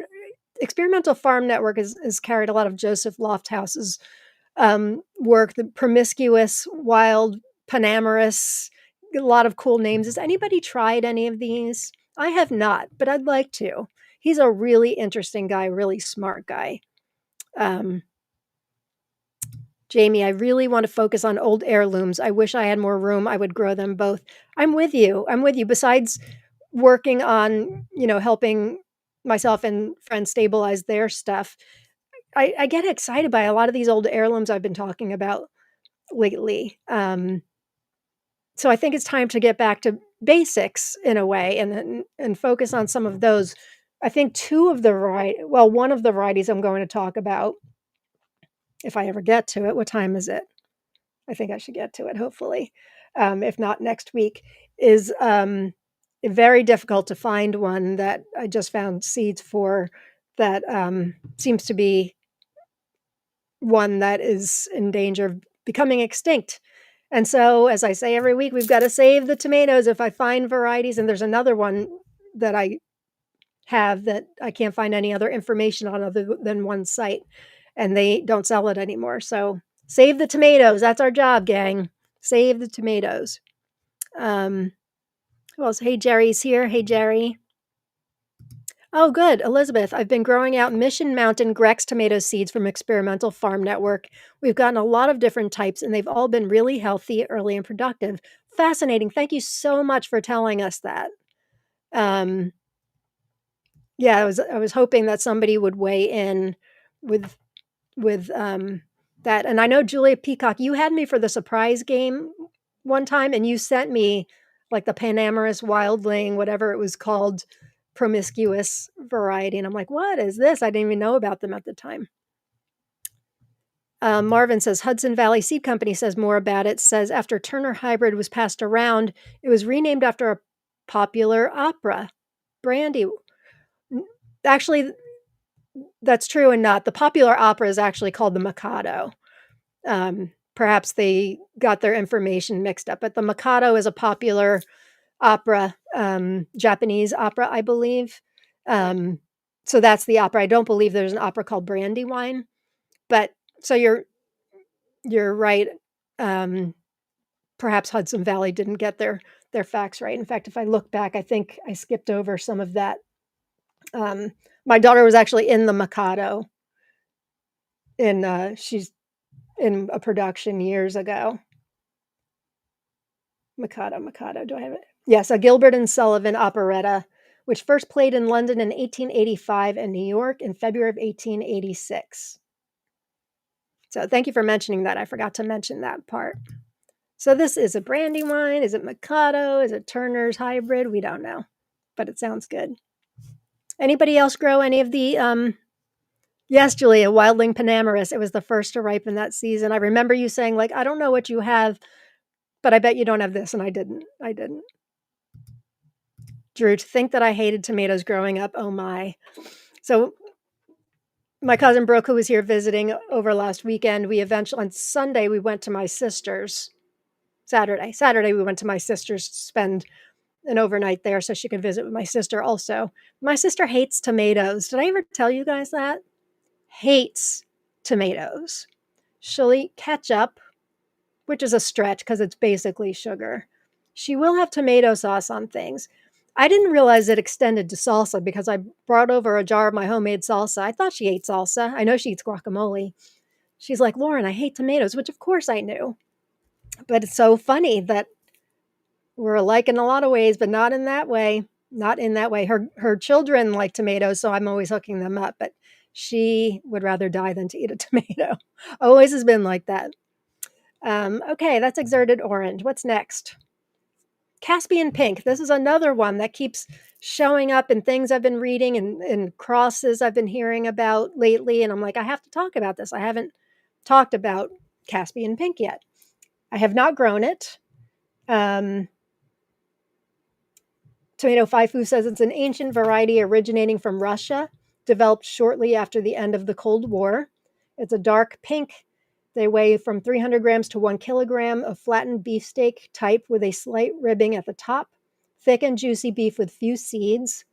Excellent rich flavor comparable to a brandy wine, but slightly more acidic. Has anybody grown Caspian pink? Do tell. Great plant with great development, regular foliage, indeterminate growth. Good production from mid-season, variety adapting to a cool climate. I forget what I read recently that was talking about how good this was to breed with and what they used it to breed. I wish I should just write these things down. Julia says, I've been meaning to grow Caspian pink for 3 seasons now, but it always got bumped. Maybe not this next season. That's how I get. I write all this stuff down. I do the research. It isn't until I read it out loud with you all that I'm like, I've got to add this. So we shall see. Anybody else? Anybody grow Caspian pink? It's always nice to get at least one person who's grown some of these so we can get an idea. Guess I'm talking about a lot of pinks today.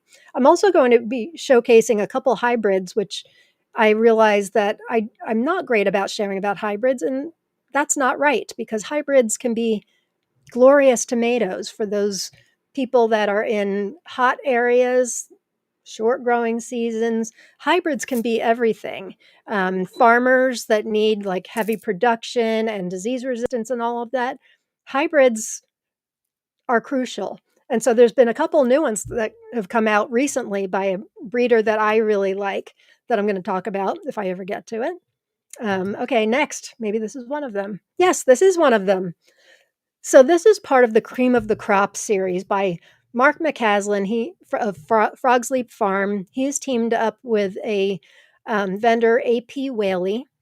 I think, was it last week I talked about Beefy Purple? Maybe a couple weeks ago. I've talked about it a few times. There's a whole series called Cream of the Crop, and they've got a couple new ones out. This one is one of them, and this is a really neat one. I loved Beefy Purple. Bill Yoder grew it the year before, told me to grow it this past year. I did. I loved it. Um, I was sharing, who was I sharing it with? Somebody, one of you um, was sharing my pictures of it. The Brix was like a 10.4 or something astronomical. The only thing that, and I've shared about this on the show before, the only thing I didn't care for is that it's got thicker, chewy skin, but that is intentional. I view his work very similar to Fred Hempel's work, where he is trying to get heirloom flavor out to farmers and farm stands to be able to withstand transportation and have good shelf life. Why can't they taste good also? And so Mark McCaslin and AP Whaley have teamed up to do this cream of the crop series. And this is a new one called Sparky XSL. It's an indeterminate, early to mature, prolific, and very flavorful. The unique thing about this, and Angway knows all about this, it's got the RIN allele, which basically long keeper, to try to put it in layman's terms. RIN stands for ripening inhibitor, RIN. And so a lot of your long keeper winter storage tomatoes will have that. But quite often, because they've got that allele, they often don't taste the greatest, or have deep color. This one apparently has both. It's got these great stripes on it. They say it's one of the few extended shelf life cherry tomatoes available to home gardeners. It's got an extended shelf life, an exceptional flavor. They're well suited for shipping to market and produce a large amount of usable fruit per plant. Um, Extended shelf life, often have an average Brix score of 8.5. That's a pretty sweet tomato. Round 1.25-inch fruits, and it was one of the All America Selections winners in 2019, heavy yielding. So this is new to the cream of the crop family. I was a big fan of Beefy Purple. It does seem intriguing. I agree. I agree. I haven't grown Beefy Red. I had gotten seeds from a trade, but I did just order more because I ordered this one and then I ordered another one I'm going to talk about in a few minutes. But that's good to hear. That's fantastic too. Dense and rich. It has it all. Beefy Purple's the same. I don't know if you've grown that too, but that has some flavor. Flavor. I grew it. It was early in the season. Um, then they all died out, and I had taken a sucker and started another plant. And very late season, we got more, and we were like, "Oh my gosh, this is so good." If you can't get past chewy skin, I liken it a lot. If you've ever had Benevento by, I just said his name, Fred Hempel. It's a very similar, like chewy skin, but the flavor is so deep and rich, and it'll last forever. Not forever. It'll last a long time. It'll last a long time, and it's good for people that run farm stands where you have to worry about heirloom tomatoes that may, sometimes the skin is pretty thin and they don't transport well. So that's Sparky XSL, which stands for extended shelf life. Of course. All right, next one. This one I was just asked for seeds from a friend of Alex's, as a matter of fact, Alex from Lucky Garden. I have seeds. I have not grown it. Why? It's a green one ripe. I don't know. It's called Boloto, which translates to swamp. It's a Russian variety. If anybody's grown this, I would love to hear your thoughts. It's a Russian commercial open pollinated tomato variety developed by the Timiryazev Agricultural Academy in Moscow. It was introduced by the Gisok Seed Company in 2002 and included in the Russian State Register in 2004. It is an indeterminate, but they're compact plants with regular leaf foliage, very good yield of medium size green when ripe beefsteak type tomatoes with a clear epidermis. Sometimes the fruits get a pink blush at the bottom when fully ripe. Very juicy, sweet flesh, meaty and creamy, outstanding rich flavor. First offered in Seed Savers yearbook in 2007 by Neil Lockhart, who seems to introduce a lot to the Seed Savers yearbook. mid-season, about 70 to 75 days. Grew it last year. I found it similar to Malachite box. What? Seriously? Wow. Wow. That's good to know. Really? It was that good, huh? Seeds from me. All right. Well, if you got seeds from me, those are the same. No, never mind. That's a different one. The seeds I have for this are from that same vendor where I had the old seeds from that I gave to Jen for Dwarf Jade Beauty. So I told this person that I could give them seeds, but they are a little bit older. So good to know that they worked for you. Wow, Julia, you're blowing my mind. Akelia just recently got seeds for Beefy Red from Totally Tomatoes. Good site. I just ordered a couple things from them too. They've got a couple new like mini dwarfs that sounded interesting. I like the look of swamp, says Jamie. Me too. Kim, I grew this one this year. Very, very productive with large tomatoes. What did you think of the flavor, Kim? And how tall did it get, Julia and Kim? When it says compact, it's not really giving me at least the information I've got. Doesn't tell me a height. Would love to hear. May have to put this on next year's list too. I haven't met a green. When I meet greens, I need to grow them. Rowena was just gifted seeds for Boloto. Nice. Nice. Do tell. I'm dying to hear about the height and the flavor. But I mean, if it's similar to Malachite box, say no more. It's like the best tomato ever. Well, until I had a couple spoilers come in this year with Malapine. Malapine beat Malachite box. Oh, okay. Mine wasn't compact at all, 5 to 6 feet. You thought it was similar to Crepuscule. Interesting. I did grow that one this year. Really enjoyed it. Very productive. Interesting. That's a good tomato. All right.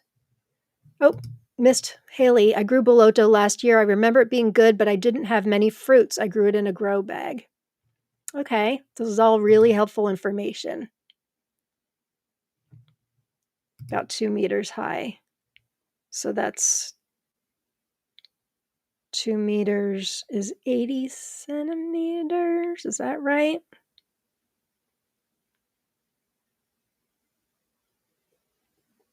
Not super tall, like 5 feet. I really need to get better at this metric system. Learning it. I'm getting better, but I need to get better. All right. Well, Boloto/swamp sounds like a winner to me. Okay. Braun Maltitzer from Germany. I have seeds. I don't know why I haven't talked about it before. I have not grown it, but if you've grown it, we want to hear what you thought. It looks beautiful. It's a popular German tomato since 2004. Medium-sized reddish-brown beefsteak tomatoes with more or less olive green shoulders.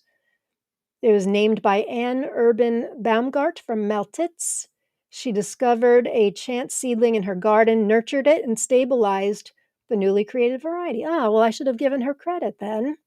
Stabilized by Anne Urban Baumgart. Note to self, my apologies for not giving you credit, Anne. The standard leaf plants have dense foliage and grow to about 180 centimeters tall. Takes about 60 to 70 days from pollinating to ripening. 4 to 8 tomatoes grow on branched trusses. These typically grow 5 to 8 centimeters tall and weigh up to 180 grams. They're flattened, more or less heavily ribbed. They have multiple chambers, juicy, soft flesh, and are enclosed in a skin that doesn't completely burst. The flavor is spicy, aromatic, and sweet without much acidity. I agree, Sasha. It does look good. Thank you, Linda. 2 meters over 6 feet. Gotcha. Thank you. Oh, we just got Boloto in our Alafirov grow out. Great. Great. Not an Alafirov, by the way, just clarifying that. But glad you guys got that. Anybody grown Braun Maltitzer? I have not. If you're just joining us, make sure you type in hashtag tomato. I'll be giving away. We've got 8 prizes to give away from some very generous donors. 5 advent calendars, 3 seed packages, something for everybody. All right. moving on. So I mentioned that there's one I have. So let me do a backup story on this before I show you this slide. A couple of years ago, I was really into collecting longkeeper tomatoes. Um, I didn't grow any this year, but for last year I grew a few. And there was one in doing my research, and we have a resource sheet on Longkeeper's winter storage tomatoes in the group. If you click under the guides tab, you wouldn't believe what information you can find in there. And we have a resource sheet on various types of um, lawn keepers or winter storage tomatoes, often with that RIN allel. Um, and there was when I was doing my research, there was one that came up, and I don't remember where I read it, but it said, why can I not remember the name of it now? It was a variety that I knew I had to have. Oh my gosh, how can I not think of the name of it? Starts with a B, I think. Banyal Bufar from Spain. Banyal Bufar. Had to have this variety. Couldn't find it anywhere except one place. Great Lakes Staple Seeds. Great Lakes Staple Seeds, they don't specialize in tomatoes. They have a lot of ground cover, or not ground cover. Yeah, ground cover and grains and things like that. Um, they're open for sales, and maybe they've changed, but this was 2 years ago, 2 winters ago. I wanted to order it in like January for like 2 weeks. And so I remember I was visiting my parents in Destin, Florida, where I spend a couple weeks with them each year. And I was like on my iPad waiting to because I needed these seeds. Nobody else that I could find carries them. I'm sure you can find them in Spain, but not that I could order. And so, but they have a lot of other interesting varieties also. And so this next one was one that I ordered, not knowing that like you can't find information anywhere else. And this is it. It's called Paratipo cosentino. So we think, I think it is a regional variety that was given to them, and this happens a lot with like Italian and Spanish varieties. There is a different tomato called Pomodoro Cosentino. This is not the same tomato. That has more of a pear shape.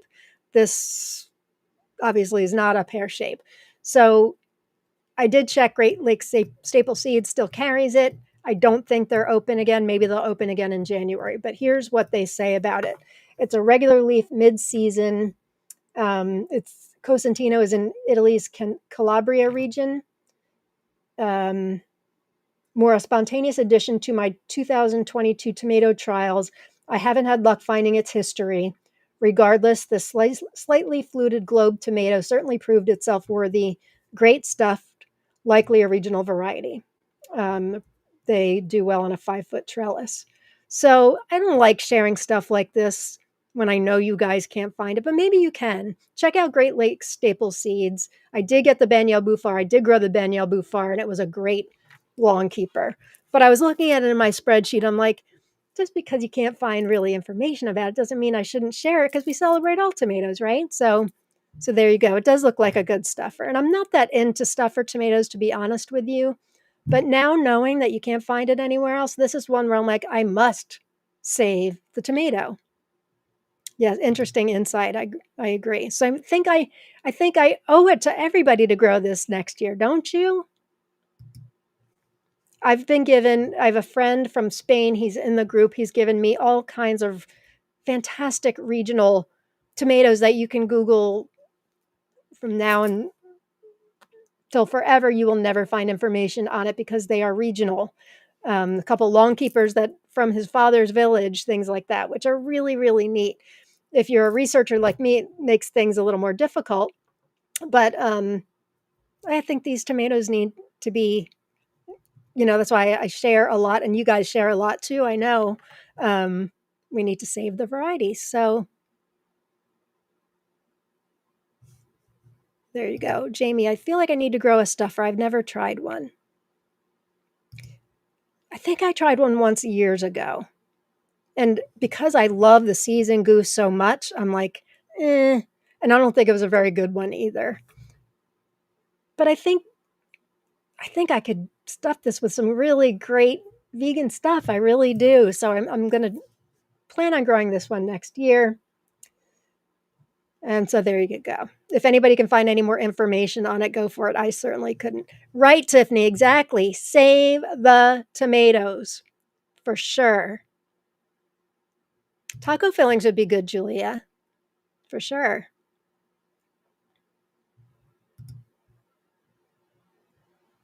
Yeah, I'm willing to try. I'm willing to try one too. They seem to like it at Great Lakes Staple Seed Company. All right, next one. Painted Ukrainian. Believe it or not, they don't know. According to Tomato FIFO, the origin is undecided between the USA and Ukraine. Introduced commercially by Tomato Fest, which is Gary Ibsen's company, the late Gary Ibsen, here in the United States. Large red fruit with orange intertwining, 180 to 360 grams. Blunt cordiform with discrete ribbing at the top and curved shoulders. That this tomato just looks beautiful. Looks outstanding. Those colors. Fleshy orange flesh with red mottling containing few seeds, sweet taste. Has anybody grown painted Ukrainian? Oh, that sounds good. I know my mom used to stuff them with something and then top them with parm and broil. That would be great. That would be great. Stuff with okra and rice. That sounds amazing. Chicken salad. I could see that for sure. Possibilities are endless. I mean, I don't eat meat, but I'm thinking like wild mushrooms and rice. Oh my gosh. That would be heavenly. Heavenly. And even mix in some of the juice and pulp from other tomatoes. Mix that in. Oh, I think I need to grow that. I just do. Um, Linda, I love the inside of that. Me too. No, but now I need to, says Brianna. Yeah, it's a pretty one. Oh, me tomato. I've grown a lot of bicolors over the years. There have been some that have been pretty outstanding. Generally, they're a bit mild for my taste, but Cherokee Purple bicolor a couple of years ago was great. Not really a relative of Cherokee Purple. It was sold by that one company I don't buy from anymore as an off type, uh, not even an off type. I think it was like a rogue seed, but he calls it Cherokee Purple bicolor. But also this year, Skycomish by Tom Wagner. I keep saying this. Wow. Wow. Angwe gave me those seeds, and that is a winner for sure. Angwe uses it in some of his crosses too. I am a grow list disruptor. I am, and I'm proud of it. And just think, it's only November. Just imagine what we're going to be like come January, February. I do try. Okay. Next one. This one I just found the other day. Speaking of Angwei, I shared this with him because it uses one of his tomatoes, Gargamel, in the cross. It's bred by one of the up and coming breeders from Denmark, Thomas Regine Sorensen. He's got New Den Store. I'm brutalizing the names. New Den Store and Harold Blatant are two of his varieties. I know Sabine at Vienna Seeds carries them. This one I found on a Russian site. It's called Alice, and it's a cross between Gargamel and Alice's Dream. How beautiful is this? Not sure about how much antho is at the top of that one, but oh my. I do know Tomato Eden carries it. Kina told me that. Her pictures look quite a bit different. What did I find out about it? Mid-season, indeterminate, tall variety with vigorous growth, disease resistant. It sets fruit until frost. The flat, round, very attractive orange-red fruits with stripes, tinged with blue anthocyanin, weigh up to 300 grams. It's a good size. The dense, very tasty, sweet two-tone flesh has few seeds and a bright, fruity aftertaste. Think it's new this year, but I could be wrong. If anybody's grown it, let me know. Yes, Gargamel's one of his early creations. I know. I know. He's got all kinds of good stuff. And a lot of people are using Gargamel in crosses. It's a beauty. Looks gorgeous, says Olivia. Haley says, I don't even try to start my grow list until right before I'm ready to start the seeds, and it's all because of things like this. You just need to stop watching my show.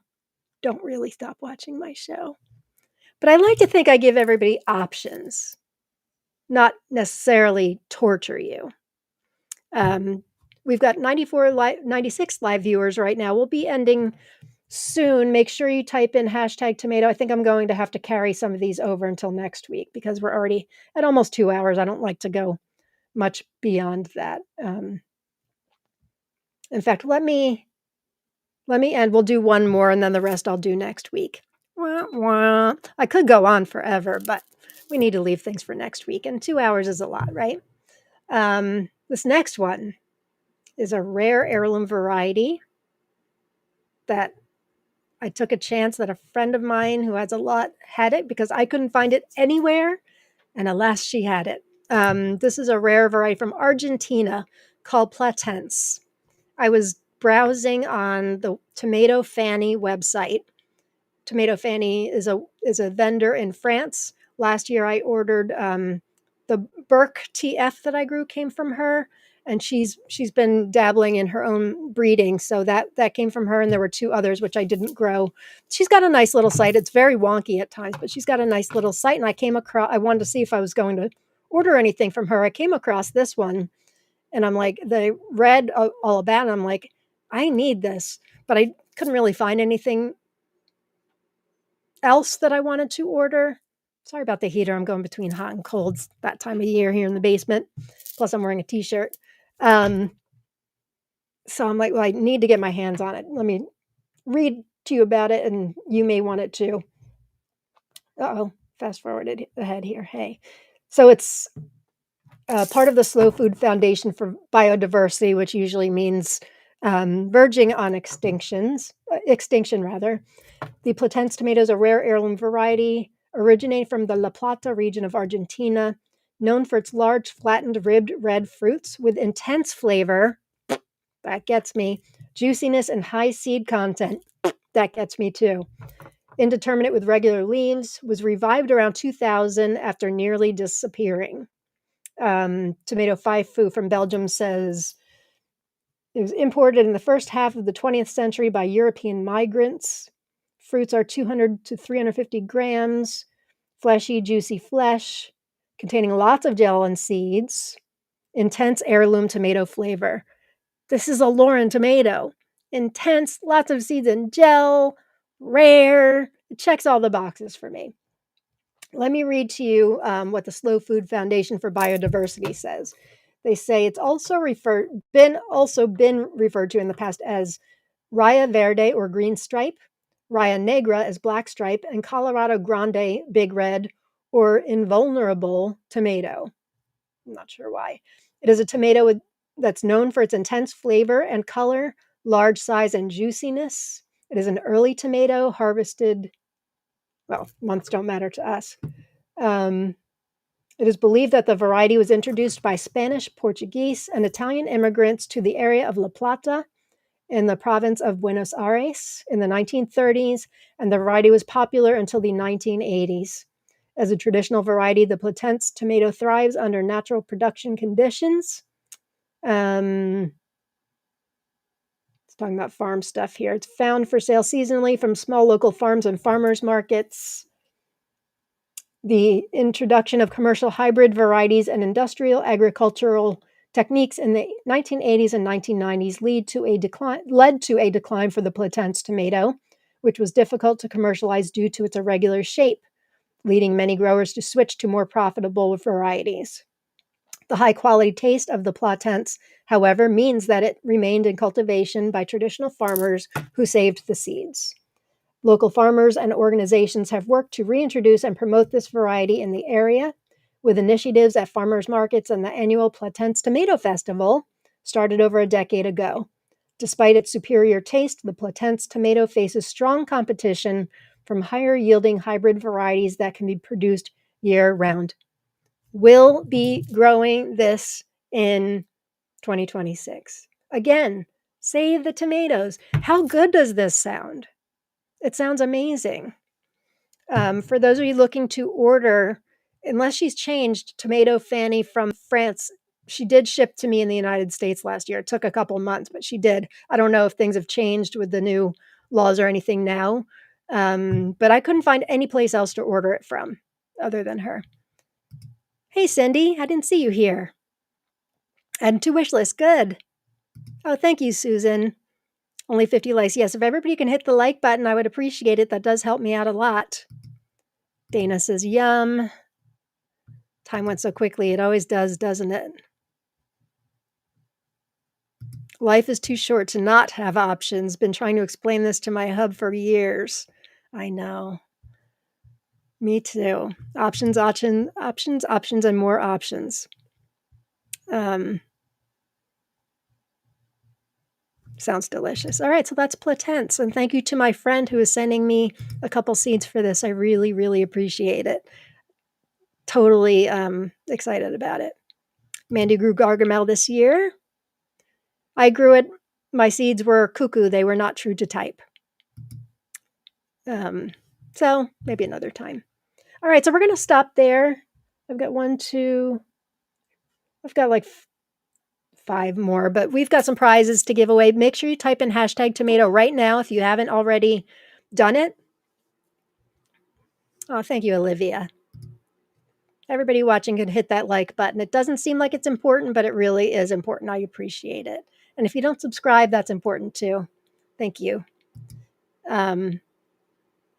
I don't get paid a lot, but I think I got $25 one month. So that's something that helps a lot with, sending out seeds and things like that. I don't think I've been paid recently, but I don't do it for the money, but it does help and it doesn't cost you anything. So I would appreciate if you could like and subscribe. That would really help. Andrea Praise. Hi, Andrea. I'll have to go back and catch up. Yes, I talked about some great varieties, ending with this Platense, which sounds incredible. So hopefully you can, if you want to start at the tomatoes, I think it was about 55 minutes in, and I started actually talking tomatoes, and I tasted a great one called Dwarf Jade Charisma. So that was nice to be able to taste a tomato in November. Okay, so hashtag tomato. Hopefully everybody's in by now. Let me remind you all what we're giving away. So Teresa Begin is giving away for two people, any 5 varieties of hers. And you can please reach out to Teresa if you win. And then Olivia Lai is for 1 winner, 10 seeds each of Alafirov Secret, Antique Bronze, Arbusny, Amour Tiger, Ananas Tiger, Black Shadow, Metallica, Abraham Brown, Abraham Green, and Nano's Meatball, one of my all-time favorite tomatoes. If you have yet to grow Nano's Meatball Dwarf, you want to add that to your list. And then 5 advent calendars from Caroline Starenka, which will look just like this. Thank you, Caroline. I appreciate it. She's starting a business called the Tomato Lab. All right, let's go to our giveaway. So the first one will be from Teresa. Thank you again, Teresa. And again, if you win, it's preferable if you can contact the person giving away the prize. That helps me out a lot because I get a bit busy. But if you're not in the group, can't do Messenger or whatever, you can always email me. Let me put my email address on here. And if you're not in the group, you should be. Join us at Tomato Lovers Collective and swap. All right, giveaway. So prizes. Here we go. Nope, not there. Here we go. So the first 2, these will be from Teresa. Any 5 varieties of hers, 8 to 10 seeds each. First one.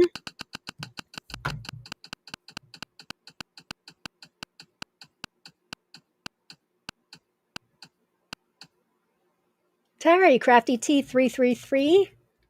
Congratulations. I try to write these down, but it gets to be a lot and I want to save time here. So if you're giving away the seeds, if you could write it down, I'd appreciate it. But if you're the winner, if you can contact the person directly, that would be great too. And the second one for Teresa's great prize package.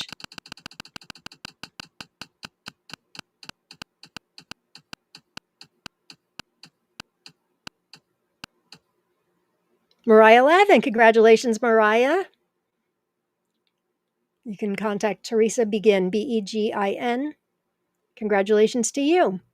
Okay, next is Olivia, and 10 seeds each of those 10 varieties I just read.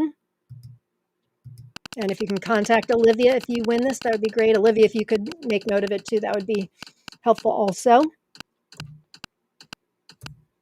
And the winner for Olivia's seed package is Tanya's Townhouse Garden 7878. Congratulations, Tanya. And then we have the 5 advent calendars from Caroline Staranka. First one, and she will ship anywhere in the world. We do that with all of our prizes. We make sure that whoever's giving them away can ship international. That's important to us. Rebecca Wood, 1993. Congratulations. You can contact Caroline Staranka, Steranka, or Caroline. You can. I guess it's tough for you to contact them with the YouTube profile, but it's Caroline Staranka, Steranka. Congratulations, Rebecca. That's number one.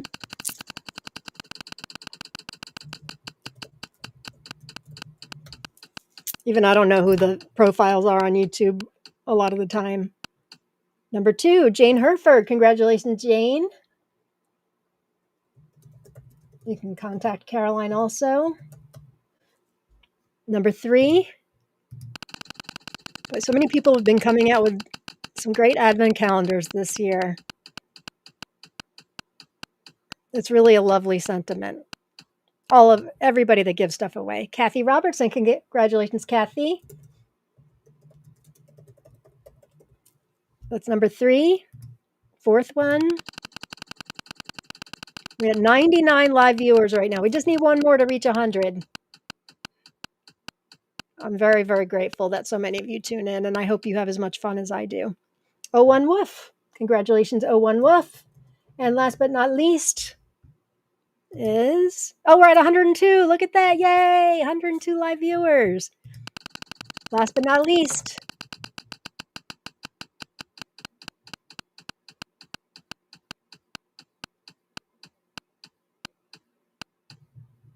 Nancy Wu. Hang on. We had the thing. Let's just say it's Nancy Wu.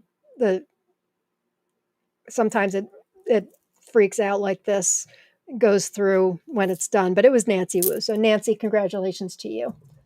So all of you who won the advent calendars, please contact Caroline Staranka.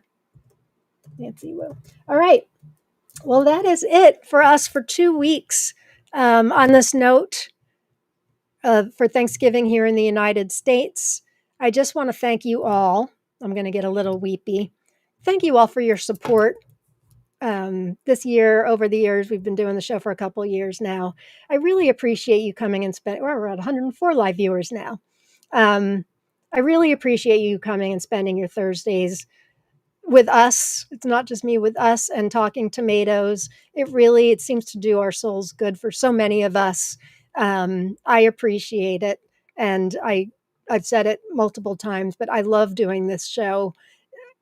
The idea came a couple of years ago when I was showing my grow list, and it turned out to be 6 episodes, and we were really all enjoying getting together every week. So thank you for tuning in. You're always all so supportive. Thanks to those of you who are able to donate prizes, seed prizes, whatever you're able to offer. I never ask for anything. That's something that Kina, Jen, and I have felt strong about. We never, ever ask for donations. It's always people coming to us. We never want to be asking for donations, but they're very appreciated, and you guys are incredibly generous. So whether you celebrate Thanksgiving or not, you guys know I'm really big into gratitude. My other group focuses on gratitude for those living with chronic physical and emotional conditions. So this holiday means a lot to me, focusing on gratitude. My life 13 years ago was a hot mess, and it's not anymore. And I'm so, so grateful for that. And having this outlet, this tomato outlet, which I love so much, and knowing so many of you just really adds so much richness and substance to my life. So thank you all. Happy Thanksgiving again, whether you celebrate or not. And I will see you. Oh, I'm glad you love the show. And thank you, Dean and Elizabeth. Happy Thanksgiving to all of you, whether you celebrate or not. Happy Turkey Day, everybody, says Deb. And yeah, I will see you again in 2 weeks. I love you all very much. Peace, love, get your gratitude on, and go grow tomatoes. This was a good one too. Dwarf Jade Charisma. Bye, everybody. Happy Thanksgiving. Oh, it's not, all of a sudden, it's no longer playing my music at the end of the episode. There we go. Okay. Bye, everybody. Love you.